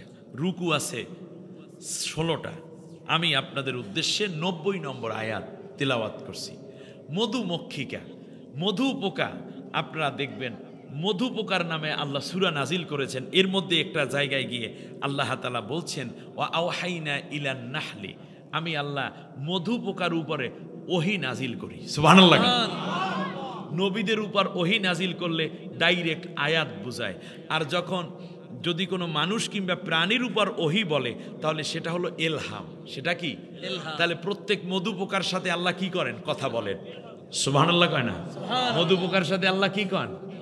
মুসা আলাইহিস ইসলামের মায়ের সাথে আল্লাহ কথা কইছে, সেই কথা কসাসের মধ্যে, সূরা কসাসে আল্লাহ বললেন, ওয়া আওহাইনা ইলা উম্মি মুসা আন আরদিই, আমি মুসার মায়ের সাথে কথা বলা শুরু করে দিলাম, ওহী নাজিল করলাম, ইলহাম করলাম, মুসার মা তুমি তোমার ছেলেটাকে দুধ পান করাইতে থাকো। সুবহানাল্লাহ। তাহলে বোঝা যায় আল্লাহ তাআলা পয়গম্বরের মায়ের সাথে কি করেছেন? ইলহাম করেছেন। আল্লাহ তাআলা যার সাথে কথা বলেন তার মর্যাদা কম না বেশি? বেশি।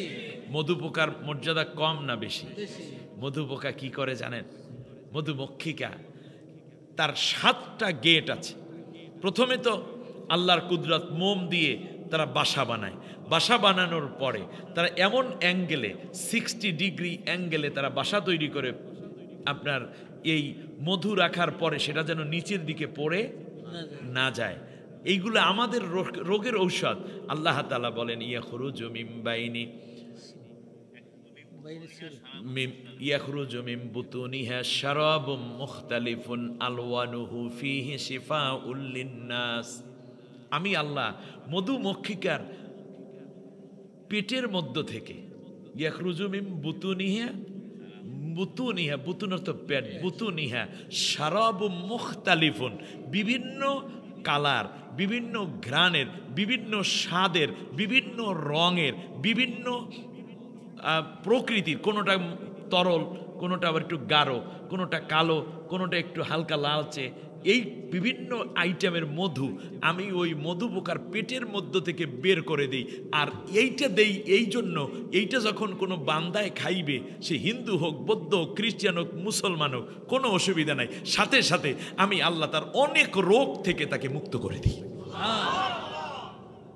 শেফাউল লিন্নাস, মানুষের জন্য রোগ মুক্তির মহৌষধ। বাচ্চাদেরকে মধু খাওয়াবেন, চকলেট দিবেন না, চিপস দিবেন না। আমার কথা বুঝে আসতেছে আপনাদের?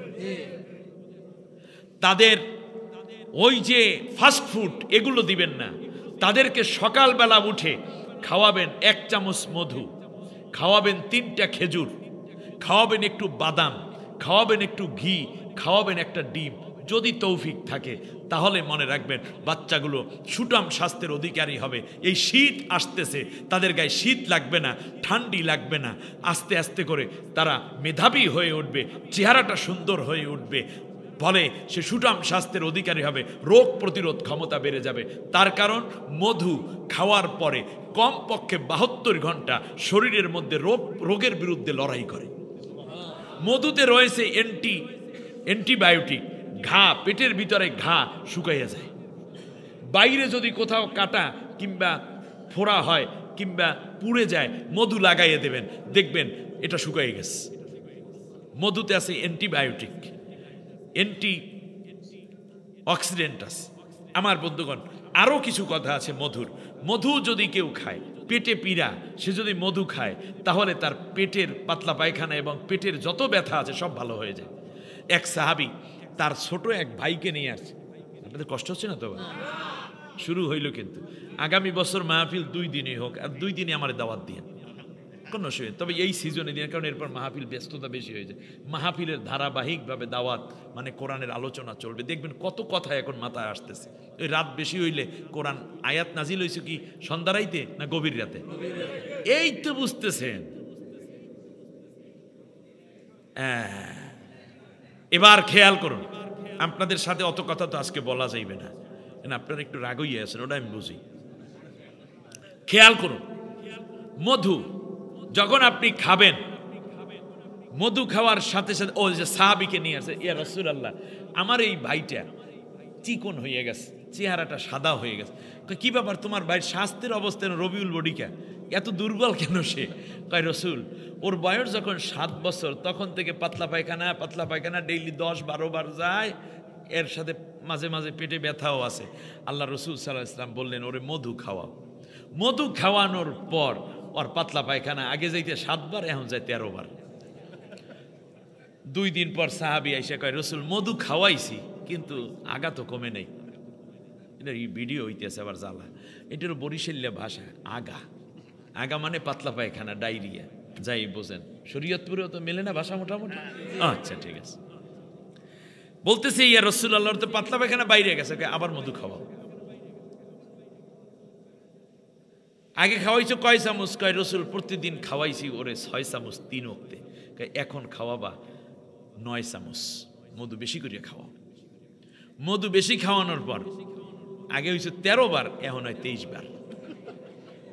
আর পায়খানা ছাড়া উপায় নাই, খালি যায় আর যায়, ইনকামিং আউটগোয়িং। কিন্তু আগে ওই 2-5 বার যাইয়ে সে অসুস্থ হয়ে পড়তো, এখন তার পায়খানার বাইরে যাওয়ার, বাথরুমে যাওয়ার পরিমাণ বেড়েছে, কিন্তু সে দুর্বল হয় না। তার কারণ মধুতে কি আছে? এনার্জি আছে। যারা বিয়ে করেছেন, আল্লাহ রসুল সাল্লাল্লাহু আলাইহি ওয়াসাল্লাম কিছু হালুয়া খাইতেন, শোনেন, সেটার মধ্যে ছিল দুধ। গরম দুধের ভেতরে, এইদিকে তাকান, গরম দুধটা কি গরম, একটু হার্ড গরম, তার মধ্যে 3টা 5টা 7টা 9টা বেজোর সংখ্যায় খেজুর ভিজিয়ে দিবেন। আগে খেজুরের আটিটা সরাইয়ে নেবেন, ঠিক আছে? এটার মধ্যে 5 মিনিট রেখে দিবেন। 5 মিনিট রেখে দিলে খেজুরটা সিদ্ধ হয়ে যাবে। সিদ্ধ হয়েছে কিসের দ্বারা? পানি না দুধের দ্বারা? দুধের দ্বারা। এর মধ্যে 3 চামচ মধু দিবেন, ছোট চামচের, চা চামচের 3 চামচ মধু দিবেন। 3 চামচ মধু দিয়ে আপনি এই উপাদানটা খেয়ে ফেলেন। মনে হবে আপনি ওই বিয়ের প্রথম বাসরে যা হয়েছিল, বয়স এখন 60, কিন্তু আপনি আগের মতোই আছেন। বিনা টাকায়, বিনা খরচে, বিনা এই যে কি বলে প্রেসক্রিপশনে সুন্দর ঔষধ দিয়ে গেলাম। ইয়াং ছেলে বিয়ে করার পর বউ মোটরসাইকেলওয়ালার সাথে চলে যায়, কয় তোমাকে ভাল লাগে না, তোমার ভিতরে কিচ্ছু নাই। কয় নাই কি সেটা? আজকে হাদিস দিয়ে বর্ণনা করে গেলাম। আপনি গরম দুধের ভেতরে সিদ্ধ খেজুর, তার ভিতরে 3 চামচ মধু দিবেন, রাত্রে খেয়ে ঘুমিয়ে থাকবেন। দাম্পত্য জীবন সুন্দর হবে, সংসার ভাঙবে না, আরও বেশি বেশি করে আপনাকে আপনার স্ত্রী ভালোবাসতে থাকবে। নারীদের এই চাহিদাটা আপনার পূরণের জন্য এই পৃথিবীতে আল্লাহ অগণিত নেয়ামত দিয়ে রেখেছেন। দেখবেন আপনার যৌবন ফিরে আসবে। বলেন ইনশা আল্লাহ। গেল একটা। মধু পূর্ণ পবিত্র একটা পানীয়, কোনো নাপাকি নাই এটার মধ্যে।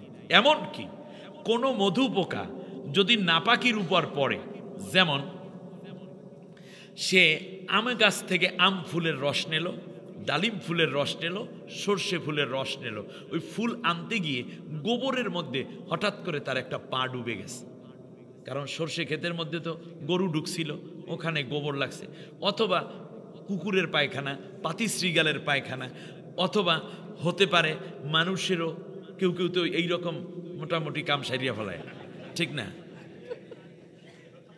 এর কোনো একটা অংশ তার এই ছোট্ট ডানায় কিংবা পায়ে লেগে পড়েছে। এই মধু পোকাটা যদি পেট ভরা মধু নিয়ে উড়ে যায়, তারপরেও সে ঢুকতে পারবে না। তার কারণ হচ্ছে 7টা স্তর আছে যেখানে মধু পোকা পাহারা দেয়। খেয়াল করেন নাই? আপনি যদি সচিবালয়ে ঢুকতে চান তাহলে পুলিশের আপনাকে চেক আপ করবে না? তারপর আপনি অবৈধ অস্ত্র নিয়ে ঢোকা যায়? যায় না। ঠিক তেমনই মধু বাসায় যাওয়ার আগে মধু পোকাকে চেক আপ করা হয় 7টা জায়গায়। যদি কোনো নাপাক পাওয়া যায় মধুর শরীরে, মধু পোকার শরীরে, সাথে সাথে ঘাড়ের মধ্যে কামড়টা দিয়ে ওই পুলিশ মধু পোকাটায় মাইরা ফেলায়। সুবহানাল্লাহ, সুবহানাল্লাহ। আম ফুলের রস নিল, জাম ফুলের রস নিল, সর্ষে ফুলের রস নিল, এমনি করে করে পথের ধারে ফুটে থাকা হাজার ফুলের গোলাপ ফুল, জবা ফুলের রস নিল। রস নেয়ার পরে সবগুলো তার পেটের মধ্যে রিফাইন হতে থাকে। রিফাইন হতে হতে এক পর্যায়ে এটা মধুতে পরিণত করে দেন কে? এরপরেও মধু তৈরি হয় না, মধু তৈরি হয় না। মধু তৈরি হয় কখন? যখন এই রসটা পেটের মধ্য থেকে নিয়ে এরা যখন ওই যে ছোট্ট ছোট্ট কোষগুলো আছে ওই কোষের মধ্যে তারা পায়খানার মতো ছেড়ে দেয়। অটো পেটের মধ্যে আছে রস, কয়েক জাতের রস, সবগুলো কি করে?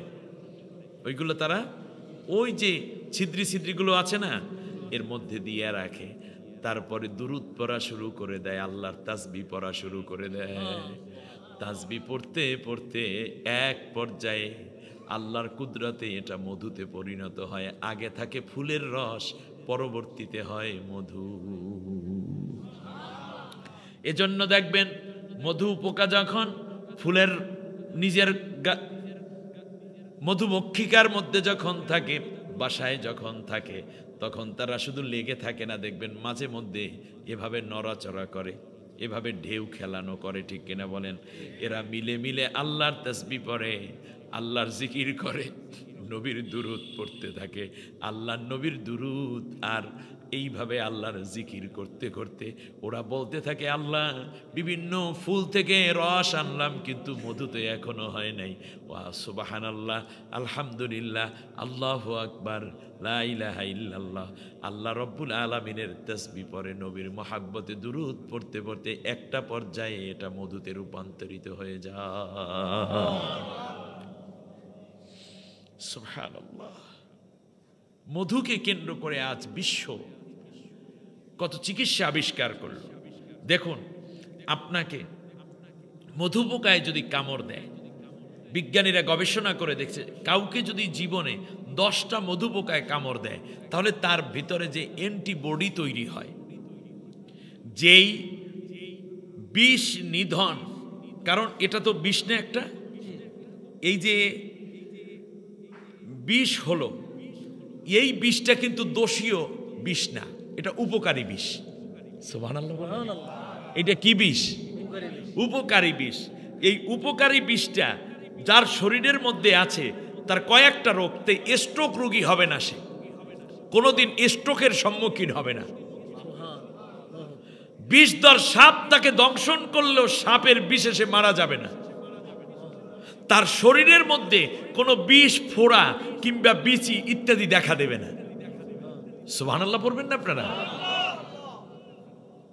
কোনো বিষাক্ত পয়জন তার শরীর আক্রান্ত করতে পারবে না, কারণ মধু পোকার বিষ তার শরীরে থাকার কারণে বিশ্বের অন্য কোনো বিষ তাকে অ্যাটাক করে ক্ষতি করতে পারবে না।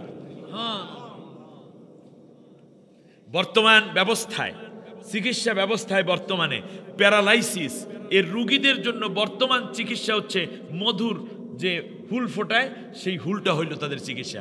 যেই পায়ের মধ্যে ব্যথা, যেই সাইড অপস হয়ে গেছে সেই সাইডে এমন করে এইভাবে চিকিৎসা করতেছে, মধু পোকা এনে এনে এভাবে ফুল ফুটাইয়া দিচ্ছে, আর আস্তে আস্তে করে ওই বিষ ব্যথার কারণে তার এই অবশ শরীরে ব্যথা দূর হয়ে আস্তে আস্তে করে সে প্যারালাইজড ভালো হয়ে যাচ্ছে।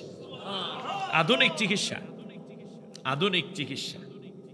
ওই সাহাবীর কথা বলতেছিলাম, আল্লাহ নবী সাল্লাল্লাহু আলাইহি ওয়াসাল্লাম বললেন, এরপরে ওই নবীর কাছে তৃতীয়বার যাওয়ার পর নবী যখন বলেন আবার মধুই খাওয়াও, তার কারণ মধু ছাড়া এই রোগের আর কোনো চিকিৎসা নাই। তৃতীয়বারে যখন মধু খাওয়াইছে আলহামদুলিল্লাহ, এরপর আর তার জীবনে পাতলা পায়খানার রোগ হয়নি। এর মানে মধু, মধু আছে কার কার বাসায় দেখি তো?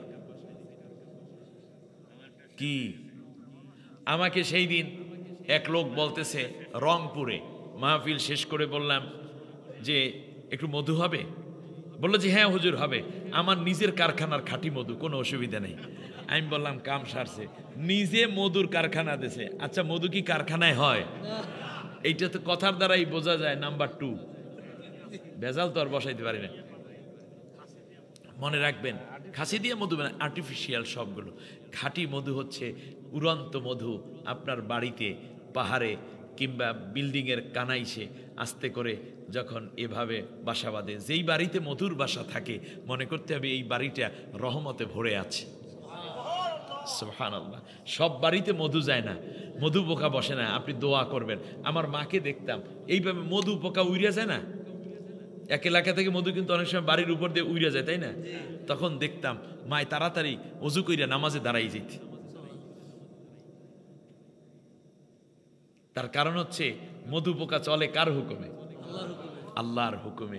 এরপরে দেখতাম ওই আম গাছে, জাম গাছে, কাঁঠাল গাছে কি সুন্দর মধু পোকা আস্তে আস্তে করে বাসা বাঁধা শুরু করছে। ওরা চলে গেছে কিন্তু আবার ফিরে আসছে। কারণ দরখাস্তটা করতে হবে মধু পোকার কাছে না আল্লাহর কাছে? ইয়েস, এটা হলো ঈমান। মধু পোকা মগবাড়ি আহো, মগবাড়ি আহো, কাজ হইতো না। কারণ মধু পোকা আসে কার অর্ডারে? এই জন্য নামাজের মধ্যে কাকে চাইতে হবে? আল্লাহর কাছে করতে হবে, আল্লাহ তুমি আমার বাড়িতে একটু মধু পোকা দিও। সুবহানাল্লাহ। আমার ভাইয়েরা, মধু খাবেন, বাচ্চাদেরকে খাওয়াবেন, মেধা শক্তি বেড়ে যাবে, নিউরনগুলো শার্প হয়ে যাবে, ব্রেইন শক্তি তার বেড়ে যাবে। বাচ্চার পড়া মনে থাকে না, হিপস খানায় পড়ে, স্কুলে পড়ে, মাদ্রাসায় পড়ে। প্রতিদিন মধু কমপক্ষে 1 চামচ করে হলেও মধু খাওয়ান। স্বাস্থ্যটা সুন্দর হবে, রোগ প্রতিরোধ ক্ষমতা বেড়ে যাবে ইনশাআল্লাহ। কালো জিরা, আল্লাহ নবী বলেছেন কালো জিরা মৃত্যু ব্যতীত সব রোগের ঔষধ। সকালবেলা বাচ্চাদেরকে বলবেন তোমার হাতটা পাতো, ধোয়া হাত, ডান হাত এভাবে পেতে দিবে, 1 চামচ মধু দিবেন, কমপক্ষে 15-20টা দানা কালো জিরা দেবেন, 3টা খেজুর দিয়ে এ প্রথমে মধু চেটে চেটে খাবে কালো জিরার সাথে। এরপরে বলবেন যে এই নাও, এই 3টা খেজুর খেয়ে ফেলো, এরপর 1 গ্লাস পানি খাও। দেখবেন আলহামদুলিল্লাহ সকালবেলা উঠে এই খাবারটা যারা খাবে তাদের পাকস্থলী শক্তিশালী হবে, তাদের দেহে বল আসবে, বিভিন্ন রোগ থেকে আল্লাহ তাদের শেফা নসিব করে দিবেন। মধু মক্ষিকা, মধু হলো এমন একটা জিনিস যা পৃথিবীতে কোনোদিন বাসি হয় না, মধু কোনোদিন পচে না। আমাদের দেশে একটু তাকান আমার দিকে, আমার দেশে অনেক মা বোনেরা ভুল করে মধু জাল দিয়ে রাখে। না, মধু জাল দিবেন না, ওটা আল্লাহ তাআলার ফেরেশতারা নিজেরাই জাল দিয়ে বানাই রাখছে। মধু কোনোদিন নষ্ট হয় না। মধু যত পুরাতন হবে ওর গুণাগুণ তত বাড়তে থাকবে। শরীরে ফোড়া হইছে, একটু মধুর প্রলেপ দিয়ে দেন। কেটে গেছে, একটু মধু লাগিয়ে দেন। একটু পুড়ে গেছে, মধুর প্রলেপ দিয়ে দেন। দেখবেন সব কিছু আল্লাহর রহমত। কোথাও ঠোঁটে ঘা হয়েছে, শীতের দিন আসতেছে, ঠোঁটে ঘা হওয়ার সম্ভাবনা, একটু মধু এখানে লাগাইয়া রাখেন, কিছু সময় দেখবেন ঘা শুকিয়ে গেছে। 2-3-4 দিন লাগান, ইনশাআল্লাহ ভালো হয়ে যাবে।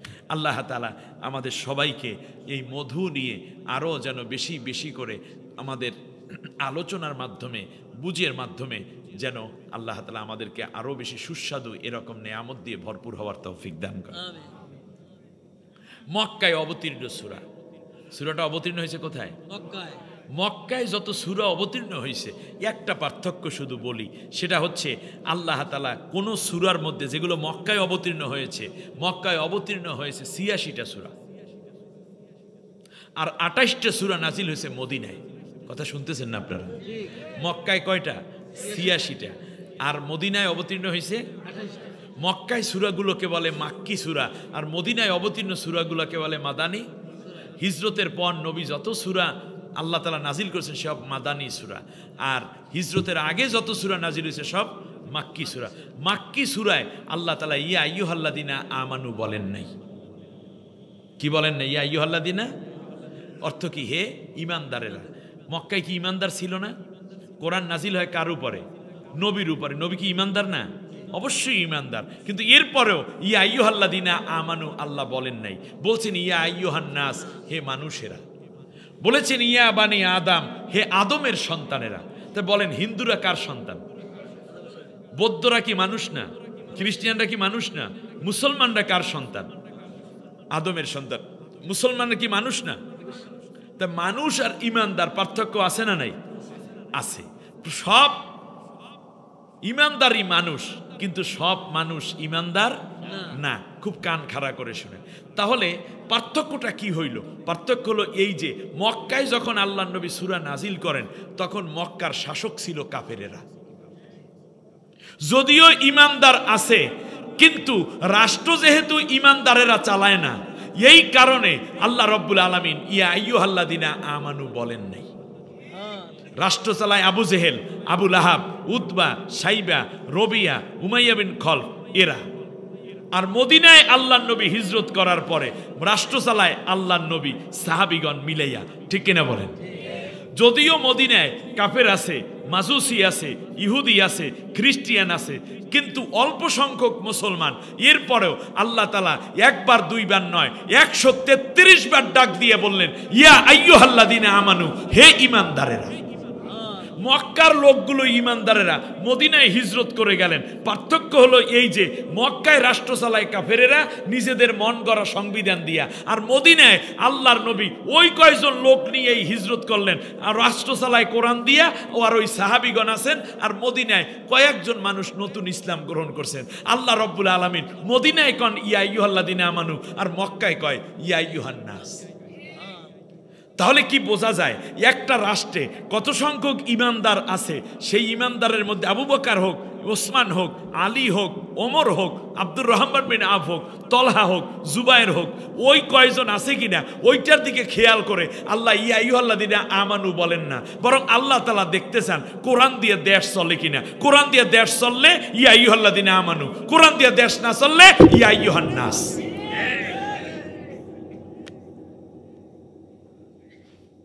একটা কোশ্চেন করি, গভীর রাত তো বেশি ডিস্টার্ব করতাম না।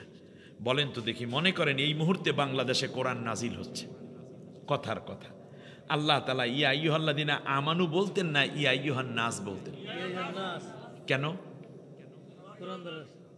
আমার দেশে এত পীর, আমার দেশে এত তবলিগ, আমার দেশে এত খানকা, আমার দেশে এত মসজিদ, আমার দেশে এত হিফজ মাদ্রাসা, আমার দেশে এত কওমি মাদ্রাসা, নুরানি মাদ্রাসা, আলিয়া মাদ্রাসা, আমার দেশে লক্ষ লক্ষ ঈদগাহ, আমার দেশে লক্ষ লক্ষ মসজিদ, আমার দেশে সকাল সন্ধ্যা জিকির, আমার দেশে কোটি কোটি মানুষ দাড়িওয়ালা, আমার দেশে কোটি কোটি মানুষ টুপিওয়ালা, পাঞ্জাবিওয়ালা, জাকিরিন, শাকিরিন, তাহাজ্জুদওয়ালা। তারপরেও কেন ইয়া আইয়ুহান নাস হবে?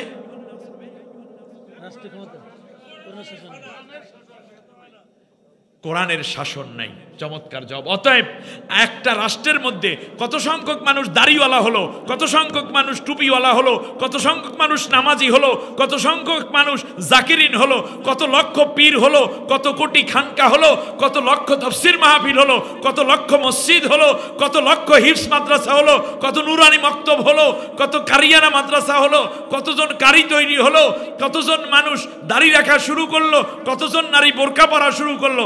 এই দিকে লক্ষ্য কইরা আল্লাহ তাআলা ইয়া আইয়ুহাল্লাযিনা আমানু নাজিল করেন না। দেশটা কোরআন দিয়ে চলে কিনা তার উপর ভিত্তি করে আল্লাহ বলেন হে ঈমানদারেরা। এখনো ঈমানদার আল্লাহর জবান থেকে শোনার উপযুক্ততা লাভ করতে পারি নাই। আগামীর পার্লামেন্টে এমন একটা কাজ কি করা যায় না যে আল্লাহর কোরআন দিয়ে দেশ চলবে? এই কথা যারা বলে আমরা তাদেরকে সংসদে পাঠাইয়া দেব, সে যে দলের হোক, যে রঙের হোক, যে ঢঙ্গের হোক, যে তরিকার হোক, যেই বলবে আমাকে ভোট দিলে আমি কোরআনকে সংবিধান বানানোর জন্য বিল উত্থাপন করব, কোরআন দিয়া রাষ্ট্র চালানোর দলের মানুষ আমি, সে যেই হোক, নাম যাই হোক, মার্কা যাই হোক, আমরা তাকে সমর্থন দিয়া আল্লাহর কোরআনকে বিজয় করার জন্য ইয়া আইয়ুহাল্লাযিনা আমানু যেন আমরা আল্লাহর যদি গাইবি ডাকও হয় যেন শুনতে পারি, কোরআনের এই আহ্বানের মধ্যে যেন শামিল হতে পারি। সেই জন্য আগামীর পার্লামেন্টটাকে আল্লাহর কোরআনের পার্লামেন্ট বানিয়ে দিতে যারা রাজি তারা কেবল দুইটা হাত উঁচু করে আল্লাহকে দেখা।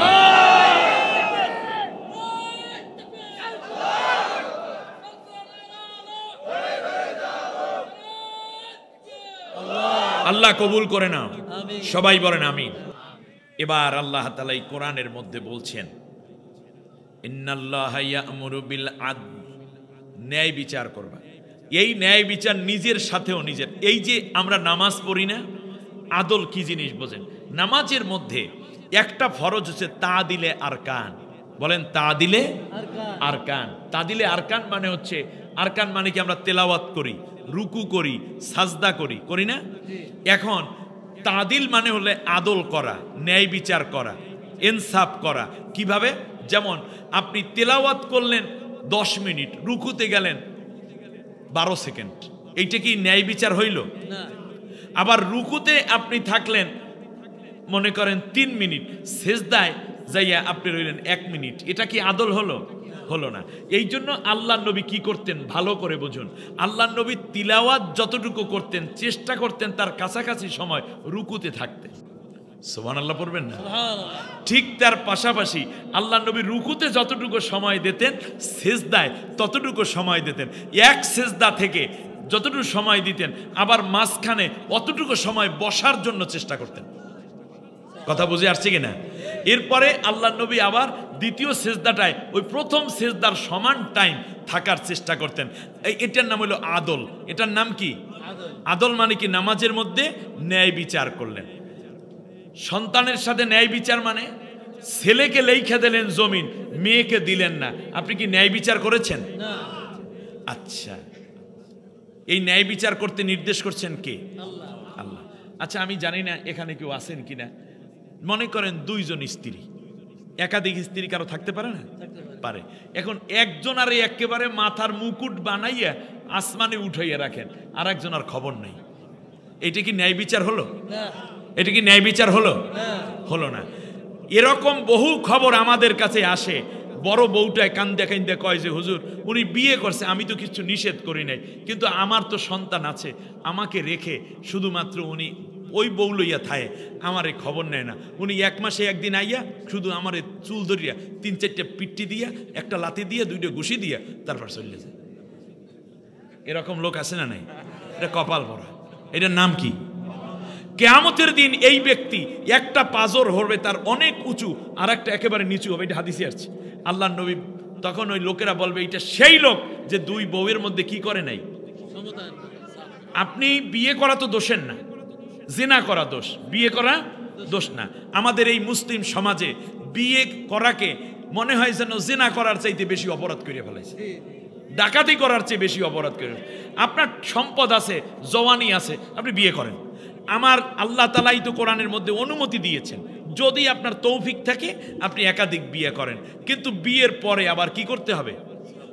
আদল করতে হবে। বলেন কি করতে হবে? আদল করতে হবে। এখন এই আদলটা সমাজের প্রত্যেক জায়গায় যেন আমরা করতে পারি, সব উঁচু নিচু যেন না হয়। একজন মানুষ, আপনি দেখেন একটা আদলের একটা ঘটনা আমি আপনাদেরকে বলি। ওমর রাদিয়াল্লাহু তাআলা আনহুর শাসন আমল, এক কাজী সাহেবের ছেলে ঘোড়া দাওয়াইয়া যাচ্ছে।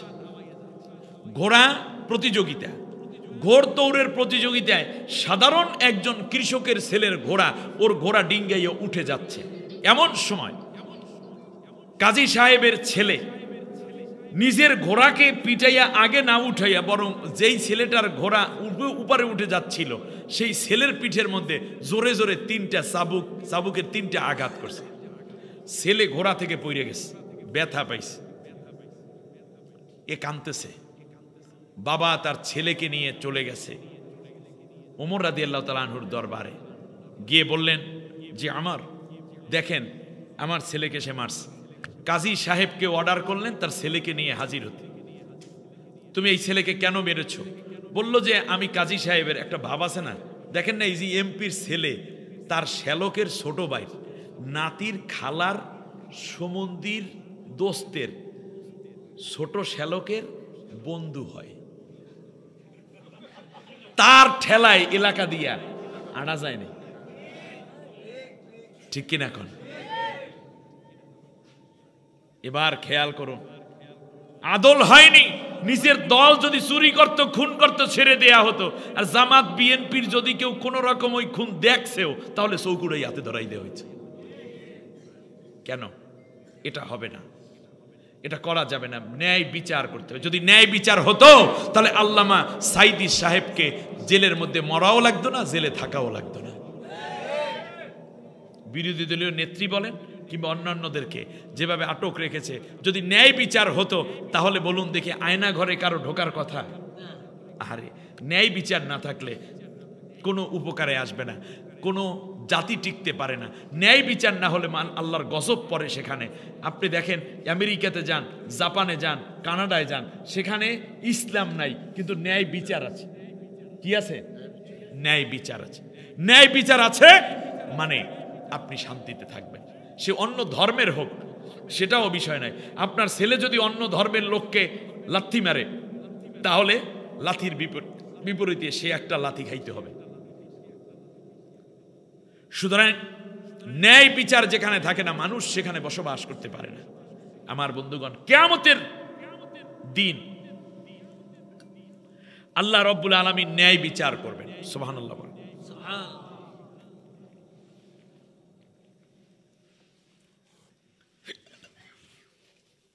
আপনার পরিবারে আপনি ন্যায় বিচার করবেন, কথার মধ্যে ন্যায় বিচার করবেন, সালিশির মধ্যে ন্যায় বিচার। সালিশিতে যাইয়া আগেই দেখা যায় না, ওই তো মেম্বারের শালা, তো আমার দলের লোক, আরে কত পোস্টার টানাইছে আমার স্লোগান দিতে দিতে। গরু চুরি করছে, দেখেছে ওটা গরু চুরি করছে, তুই দেখছো আন্দাজি মান্দাজি, তো বাদ দে। উল্টে বললে গরুওয়ালারে সোর বানাইয়া থুইয়া নিজের গরু নিজে চুরি করিয়া আমাদের দলের বদনাম করতে চাও তোরা, এটা হইতে দেব না। এটা করবেন না। ন্যায় বিচার। ওমর রাদিয়াল্লাহু তাআলা আনহু চাবুক উঠিয়ে দিলেন ছেলের হাতে, বলল যে তোমাকে যেই কয়টা পিট্টি দিয়েছে সেই কয়টা বাড়ি মারো। আল্লাহু আকবার। সুতরাং কি বিচার করবেন? ন্যায় বিচার। ওয়াল আদল ওয়াল ইহসান। আমাদের দেশে দেখা যায় যে বড় জামাই আইছে, ছোট জামাই আসছে, এরকম হয় না মাঝে মধ্যে? বড় জামাইরে ছোটকাল থেকে অনেক কিছু খাওয়াইছে শাশুড়ি, এখন সেইটাকে বড় জামাই তো ইলিশ মাছের মাথা প্রত্যেকবার তারই খাওয়ান লাগবে। এটা আদল না, এটা ন্যায় বিচার না, ঠিক কিনা বলেন? আর এমনি আপনি আপনার বউর সাথে ন্যায় বিচার করেন, মুরগির রান, মাথা, দুমসি, চামড়া সব আপনার। ব্যাপারটা কি? বউকে আজকে যদি আপনি একটা মুরগির একটা রান খান, পরের বারে আপনার স্ত্রীকে একটা রান দিতে হবে। কলিজি যদি আপনি এইবার অর্ধেক খান, পরের বারে আপনার বউকে দিতে হবে। এর মানে হচ্ছে আল্লাহ নবী বলেছেন, তুমি যা খাবে তোমার স্ত্রীকে তা খাওয়াবে, তুমি যা পড়বে তোমার স্ত্রীকে তা পড়াবে। এর মানে এই চিন্তা করেন আপনি বিড়ি খান, হুজুরি কইছে এই জন্য এখন থেকে বউরেও বিড়ি খাওয়াই দেবে। এর অর্থ হচ্ছে আপনি যে হালাল খানাটা খান, আপনার স্ত্রীকে তা খাবেন। ঘরের মধ্যে স্ত্রী বলতেছে কি রান্না করছো আজকে, স্ত্রী বলতেছে ডাইল আর আলু ভর্তা বানাইছি, ধর ভাল লাগে না, পকেটে তো টাকা আছে। এই রশিদ কই গেলি মোটরসাইকেলটা লইয়া? ও মা, রশিদ হলো মোটরসাইকেল ড্রাইভার, কেউ মনে করেন না কিছু। চইলে গেছে গোসাইরহাট, যাইয়া সেখানে এই কি রান্না করছিস রে জসিম? জসিমের হোটেল। স্যার ইলিশ মাছ রান্না করছি, মুরগির রোস্ট করছি, গরুর গোস্ত আজকে সকালে জবা দিয়েছে এখানে, দলুমিয়ার গরু স্যার এইগুলো আছে। গরুর গোস্ত দে 1 প্লেট, মুরগির ওই রান একটা দে, আর ইলিশ মাছ দে, ইলিশ মাছ 2 পিস দে। খাওয়ার পরে কয় স্যার আর কিছু খাই? দই দে, দই দই। বাস দইও খাইছে। কয় স্যার একেবারে তাজা মিষ্টি আছে, 2টা মিষ্টি দে, বেশি দিস না। এরপর স্যার 1 কিল পান খান। পান খাইতে খাইতে বোর কাছে এই কি দেশে দেখুন দেশে কিছু ঘেরান পাও? হ্যাঁ পাই তো, ইলিশ মাছ, মুরগি, কত সুন্দর সুন্দর ঘেরান আসতেছে। লাইয়া জুস জায়েজ হবে না। যদি কিছু খাইতে চান, বউকে সাথে নিয়ে যাইতে হবে, অথবা তরকারি কিনে বৌরি আইনে খাইতে। বলতে পারেন যে আমি গেছি ঢাকা, খাই হোটেলে, বৌরি কি করবো? হ্যাঁ, খবর নিতে হবে কি রান্না করেছো। আপনি 5 দিন থাকবেন, বাজার সওদা ঠিক মতো করে দিয়ে যাবেন। এরপরেও যদি ওখানে বেশি খাইয়ে থাকেন, আইসে বউরে বলতে হবে যে আসলে তোমারে রাইখা যখন হোটেল সেরাটনে বইছিলাম, এখন কি করবো, বুফে খাইতে বলছি, অনুষ্ঠান বোঝে না, কিন্তু সবচেয়ে গরুর গোস্ত খাইলাম, কত কিছু খাইলাম, কোরমা, পোলাও, ফিন্নি, জর্দা, কাবাব, স্বামী কাবাব, ফালুদা, রেজালা, কত ফল ফুরুট, কিন্তু প্রত্যেকটা সাবানে সাবানে খালি তোমার কথাই মনে পড়ছে। কমপক্ষে এই কথাটুকু আইসা কইয়েন, তখন দেখবেন বউ কইবে কি আছে, ওগুলো পুরুষের কপালে, মহিলাদের কপালে কি এইগুলো হয়? তাই বলে আসার সময় কমপক্ষে 2টা ইলিশ মাছ পদ্মার কিনার থেকে কিনে নিয়ে আইসেন। কথাটা যেন মনে থাকে। কথা বুঝে আসছে? এইটার নাম কি? আদল। এটার নাম কি? আদল। আল ইহসান অবিল ওয়ালিদাইনে ইহসান। মা বাবার সাথে সৎ ব্যবহার, মানুষের সাথে সৎ ব্যবহার। আরে ভাই, আপনাকে একটা অটোওয়ালায় নিয়ে আসছে, 20 টাকা ভাড়া চাইছে। ভাড়া না হয় আপনি জানেন 15 টাকা দিলে হয়, 20টা টাকা চাইছে। লাড়িটা গেলে কই, দল তো আমার ক্ষমতায় রে, চেনো আমারে, এলাকার মনু, হ্যাঁ মন্নানা শহীদার, চেনো মরে, 5 টাকা বেশি চাইছে। রাগ করি না বাবা, 15 টাকা ভাড়া, তুমি এত চাও কেন? হয় নাই 5 টাকা। 5 টাকা তো আল্লাহর হস্তে কত মানুষ কি দেন। ও ভাই, কোটি টাকার মানুষ, সে কি কোনোদিন ভ্যান চালায় না? ওহ, একটু এহসানের দৃষ্টিতে তাকান। যা বাবা, 15 টাকা ভাড়া, তুই চাইছো 20 টাকা, এই 20 টাকাও দিয়ে দিলাম, যা তোকে আরো 10 টাকা দিলাম, 1 কাপ চা খাইস, একটা কলা খাইস। কথা মনে থাকবে? এইটার নাম কি? এটার নাম কি? এহসান। মনে থাকে যেন। ওয়া ইতাইদিল কুরবা, আর নিকট আত্মীয়দের হক দিয়ে দেওয়া। একটা হাদিস বলে শেষ করি। নবীজি বলেন, যখন আল্লাহ তাআলা সব সৃষ্টি করলেন তখন রেহেম আল্লাহর কোমর ধরে বসে। কোমর মানে আল্লাহর জাত এবং সিফতকে ধরে বলল, আল্লাহ আমার ব্যাপারে তুমি কি বলবা? আল্লাহ নবী বললেন, তখন আল্লাহ, এটা হাদিসুল কুদসি, আল্লাহ তাআলা বললেন, তোমার সাথে যারা ভালো সম্পর্ক রাখবে আমি আল্লাহ তাদের সাথে ভালো সম্পর্ক রাখবো। তোমার সাথে যারা দুর্ব্যবহার করবে, সম্পর্ক ছিন্ন করবে, আমি আল্লাহ তাদের সাথে কোনো সম্পর্ক রাখবো না। আল্লাহু আকবার কান। সম্মানিত ভাইরা, এবার খেয়াল করুন, শেষ করে দেব, এবার খেয়াল করুন। যারা ফজর পড়ার তারা এমনি পড়ে। এবার শোনেন, যাই হোক আমি শেষ করে দিচ্ছি, এরপরে শোনেন, এবার শোনেন, এবার শোনেন। যাই হোক, তাফসীর মাহফিল, মজা করা যাবে না। শোনেন, আমি আপনাদেরকে বলি, যদি শেষ করার হয় তাহলে হইতে পারে আমি শেষ করে দিচ্ছি, একটা কাগজে লিখে দেওয়া এইখানে, এইটা হলো আদব। মোহতারাম, মেহেরবানি করে অল্প সময় শেষ করলে ভালো হয়। এই আপনি বলতে বলতে আসছেন, এটা আদব না, এতে অনেকের প্রভাব বিস্তার হয়। এবার খেয়াল করুন, আত্মীয় স্বজন কোথায়? আপনার ফুফি আছে। আল্লাহর নবী বললেন, তাহলে যারা আত্মীয়ের সাথে সম্পর্ক রাখে না তাদের সাথে কে সম্পর্ক রাখে না? এখানে কি এরকম কেউ আছেন যে ভাইয়ের সাথেই একদিন একটু ঝগড়া হওয়ার পর 3 বছর পর্যন্ত ভাইয়ের সাথে কথা নেই? এরকম আছে না? নেই?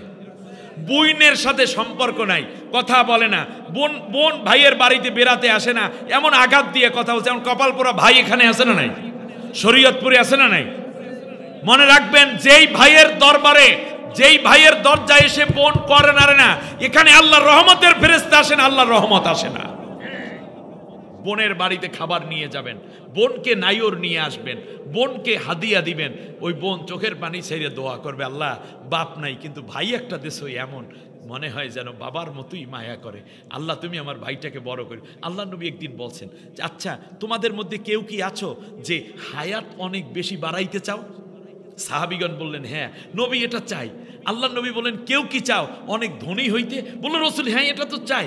আল্লাহ নবী বলেন, কেউ কি চাও রোগ বালাই থেকে মুক্ত থাকতে? বলে, হ্যাঁ নবী এটা চাই, রোগ না হোক এটা আমরা চাই। আল্লাহ নবী বললেন, কেউ কি বিনা হিসাবে জান্নাতে যেতে চাও? বলল নবী এটা চাই। আল্লাহ নবী বললেন, তাহলে তোমাদের রক্তের সম্পর্কের আত্মীয়দের সাথে তোমরা সব সময় ভালো ব্যবহার করবে। সুবহানাল্লাহ। এই হাদিসটা আমল করা যাবে? বোনের সাথে কালকেই কল দিবেন, বোন রে একটু বেড়াতে আয়, একত্রে বসে খাবেন। নিজের প্লেটে দেওয়া গোস্তের টুকরাটা বোনের প্লেটে উঠাই দিয়ে বলবেন, তুই খা, আমি একটু দেখি। যাওয়ার সময় অটোটা ভাড়া কইরা দেন, এরপর যাওয়ার সময় একখান 3 পিস দিয়ে দেন, যদি তৌফিক হয়। বোন, অনেক কিছু দেওয়ার ইচ্ছা কিন্তু টাকা তো নাই, তুই জানিস, এইটা তুই পড়িস, পইরা তাহাজ্জুদ পইরা আমার জন্য একটু দোয়া করিস। আহ, কলিজাটা ভরে যাবে বোনের। বাসায় আসছে, ব্যাগটা ছিঁড়া, আপনি যাইয়া একটুখানি গোসাইর হাট থেকে একটা ব্যাগ কিনে নিয়ে আসলেন, রে তোর ব্যাগটা দেখি ছিঁড়া, এটা কি করছো?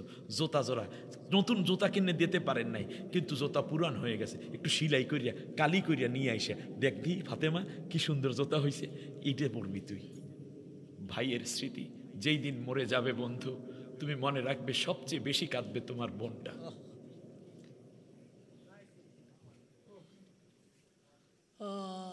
কিন্তু মামিদেরকে অনুরোধ করি দয়া করে, ওই যে বোনেরা আসলে ওই বোনের ছেলে মেয়েদেরকে বলবেন এই গাছে উঠতে পারবে না, এই মাছ ধরতে পারবে না, এই খাওন খাইতে পারবে না, এই আম পারতে পারবে না, এটা বলবেন না। এখানে ওর হক আছে, এখানে কি আছে ওর। আর বাবাদেরকে বলি দয়া করে বাড়িটা ছেলেদেরকে লিখে দিয়ে যাবেন না, তাহলে বলবে যে পরবর্তীতে এই মামাতো ভাইরা বলবে তোর এইবার থেকে কিছু নাই, উঠে তুই জাল লইয়ে পুকুরে মাছ ধরিস কে, কোনো দিন আর আসবে না। সুতরাং মনে রাখবেন আত্মীয়তার এই হক আপনার ফুপি কোথায় খেয়াল করবেন, খালা কোথায় খেয়াল করবেন, তাদের কাছে যাবেন। আল্লাহ নবী সাল্লাল্লাহু আলাইহি ওয়াসাল্লাম এই ব্যাপারে খুব বেশি তাকিদ করেছেন। এতে করে আপনার বাবা আপনার মা কবরে শান্তি পাবেন। মাতৃকুল পিতৃকুলে যারা আছেন সবাইকে আত্মীয়তার হক আদায় করবেন। পারবেন না ইনশাআল্লাহ? তাহলে তিনটা কাজ করব। এক নম্বরে কি করব বলেন? ন্যায় বিচার করব। দ্বিতীয় কি করব? এহসান করব। তৃতীয় কি? আত্মীয়তার সম্পর্ক বজায় রাখবো, প্রতিবেশীদেরকেও হক দেব।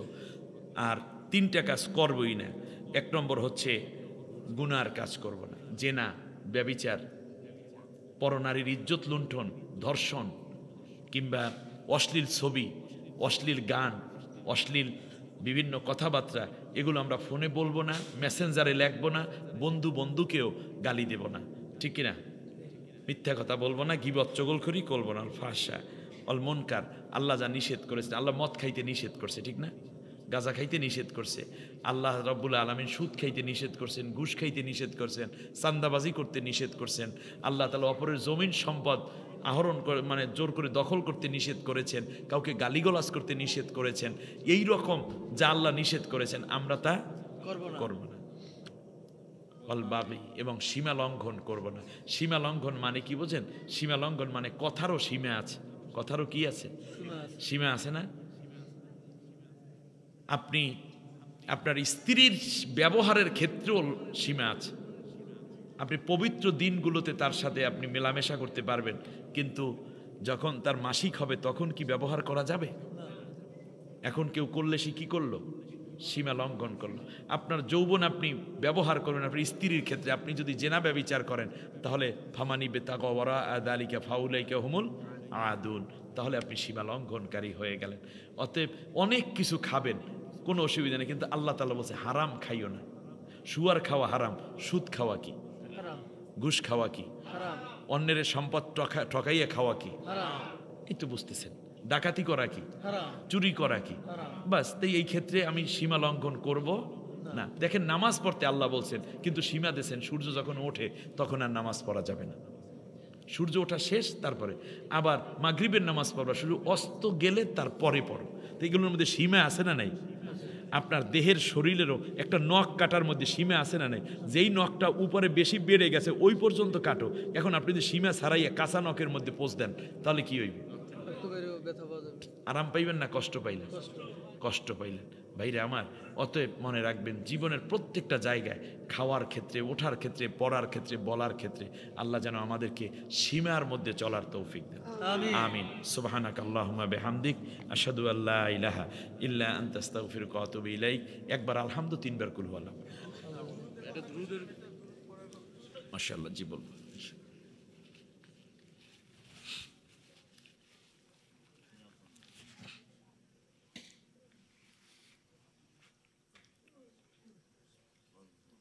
কুল হুয়াল্লাহু আহাদ আল্লাহুস সামাদ লাম ইয়ালিদ ওয়া লাম ইউলাদ ওয়া লাম ইয়াকুল লাহু।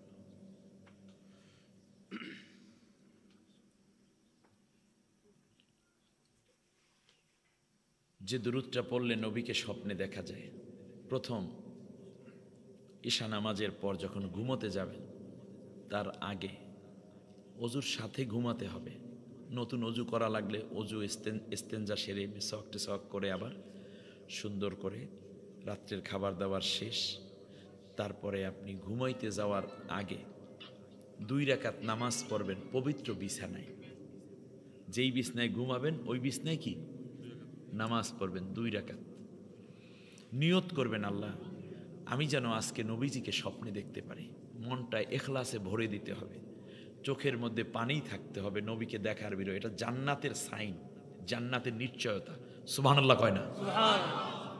এরপরে দুরূদ পড়বেন আমার সাথে, আল্লাহুম্মা সাল্লি আলা মুহাম্মদ আন-নাবিয়্যিল উম্মিয়্যি সাল্লাল্লাহু আলাইহি ওয়াসাল্লাম।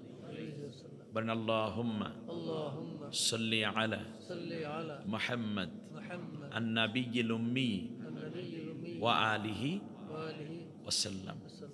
এভাবে পড়লে আপনি নবীকে স্বপ্নে দেবেন। এভাবে পড়তে পড়তে পড়তে পড়তে আপনি ঘুমাইয়া পড়বেন।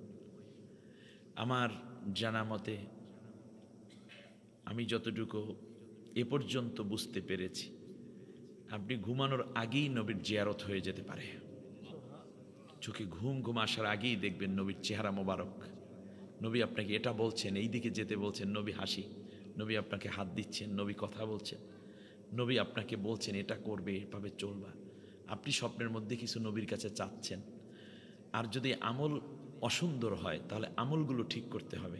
আফসা আফসা দেখবেন যে ওই জায়গা দিয়ে চলে গেছে, নবীর চেহারা দেখেন নাই।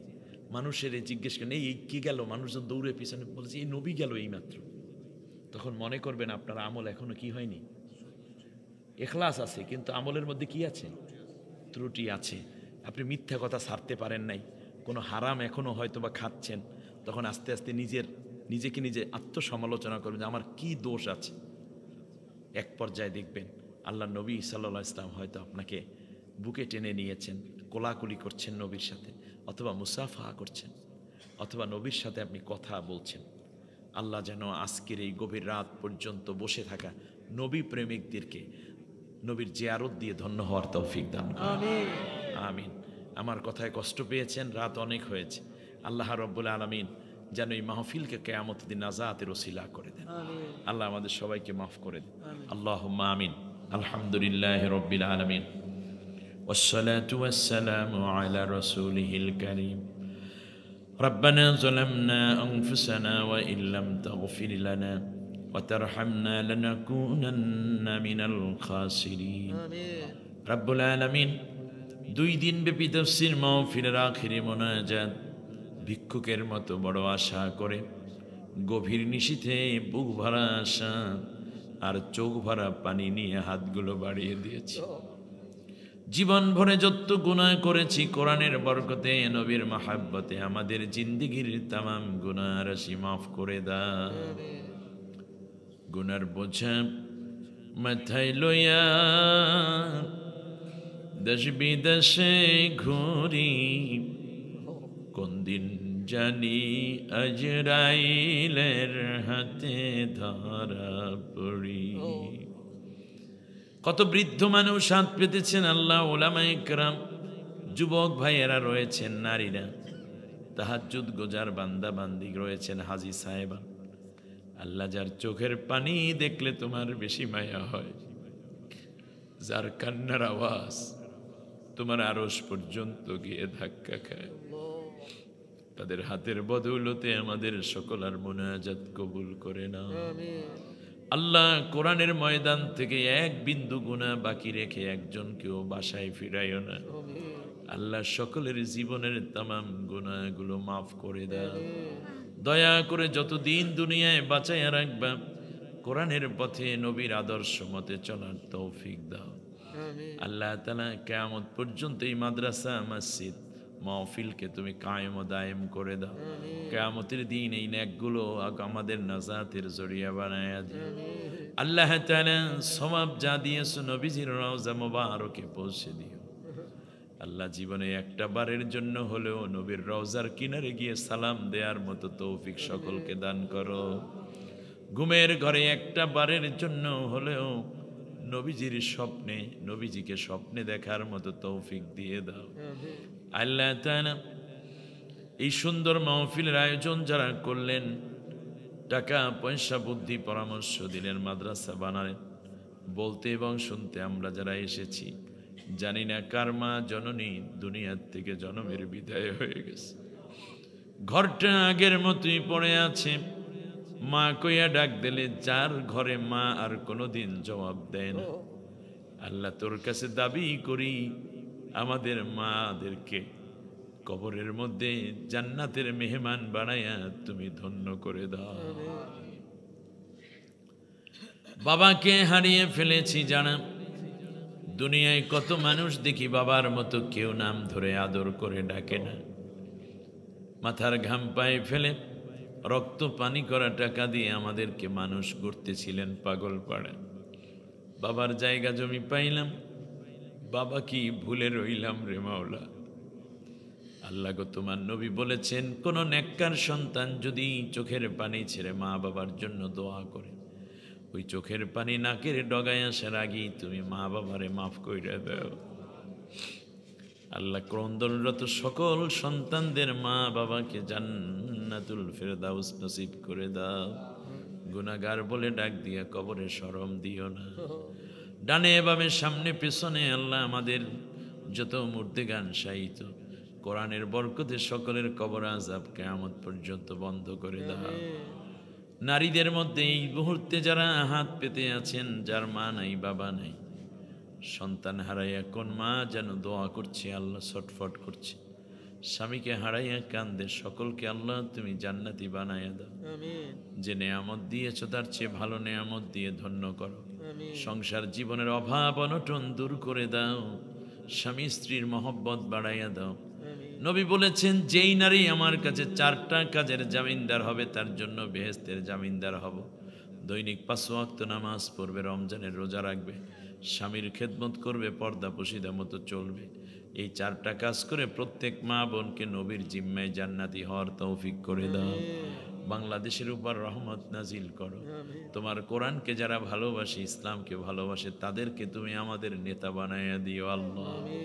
আল্লাহ তাআলা এই মাহফিলে যারা আমিন আমিন বলছেন, অনেকে অসুস্থ আছেন, সকলকে আল্লাহ তুমি শিফায়ে আজিলা দান করে দাও।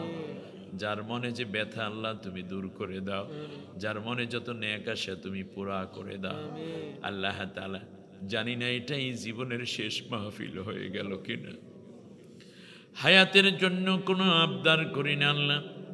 মরণ যেদিন দিবা, কোরআনের কথা বলছি, কোরআনের পথে চলছি, এমন অবস্থায় শাহাদাতের মাউত নসিব করে দি।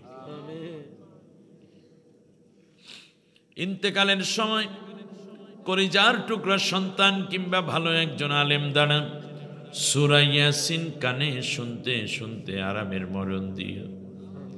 মাটির দেশে বাড়ি আমার, মাটির দেশে ঘর, এ দুনিয়ায় যারা আপন সবই হবে পর। আল্লাহ ইন্তেকালের সময় নবীজির নূরের চেহারা মোবারক একবারের জন্য হলেও দেখাইয়া আসানের সাথে পরাণ পাখি বের করে নিও।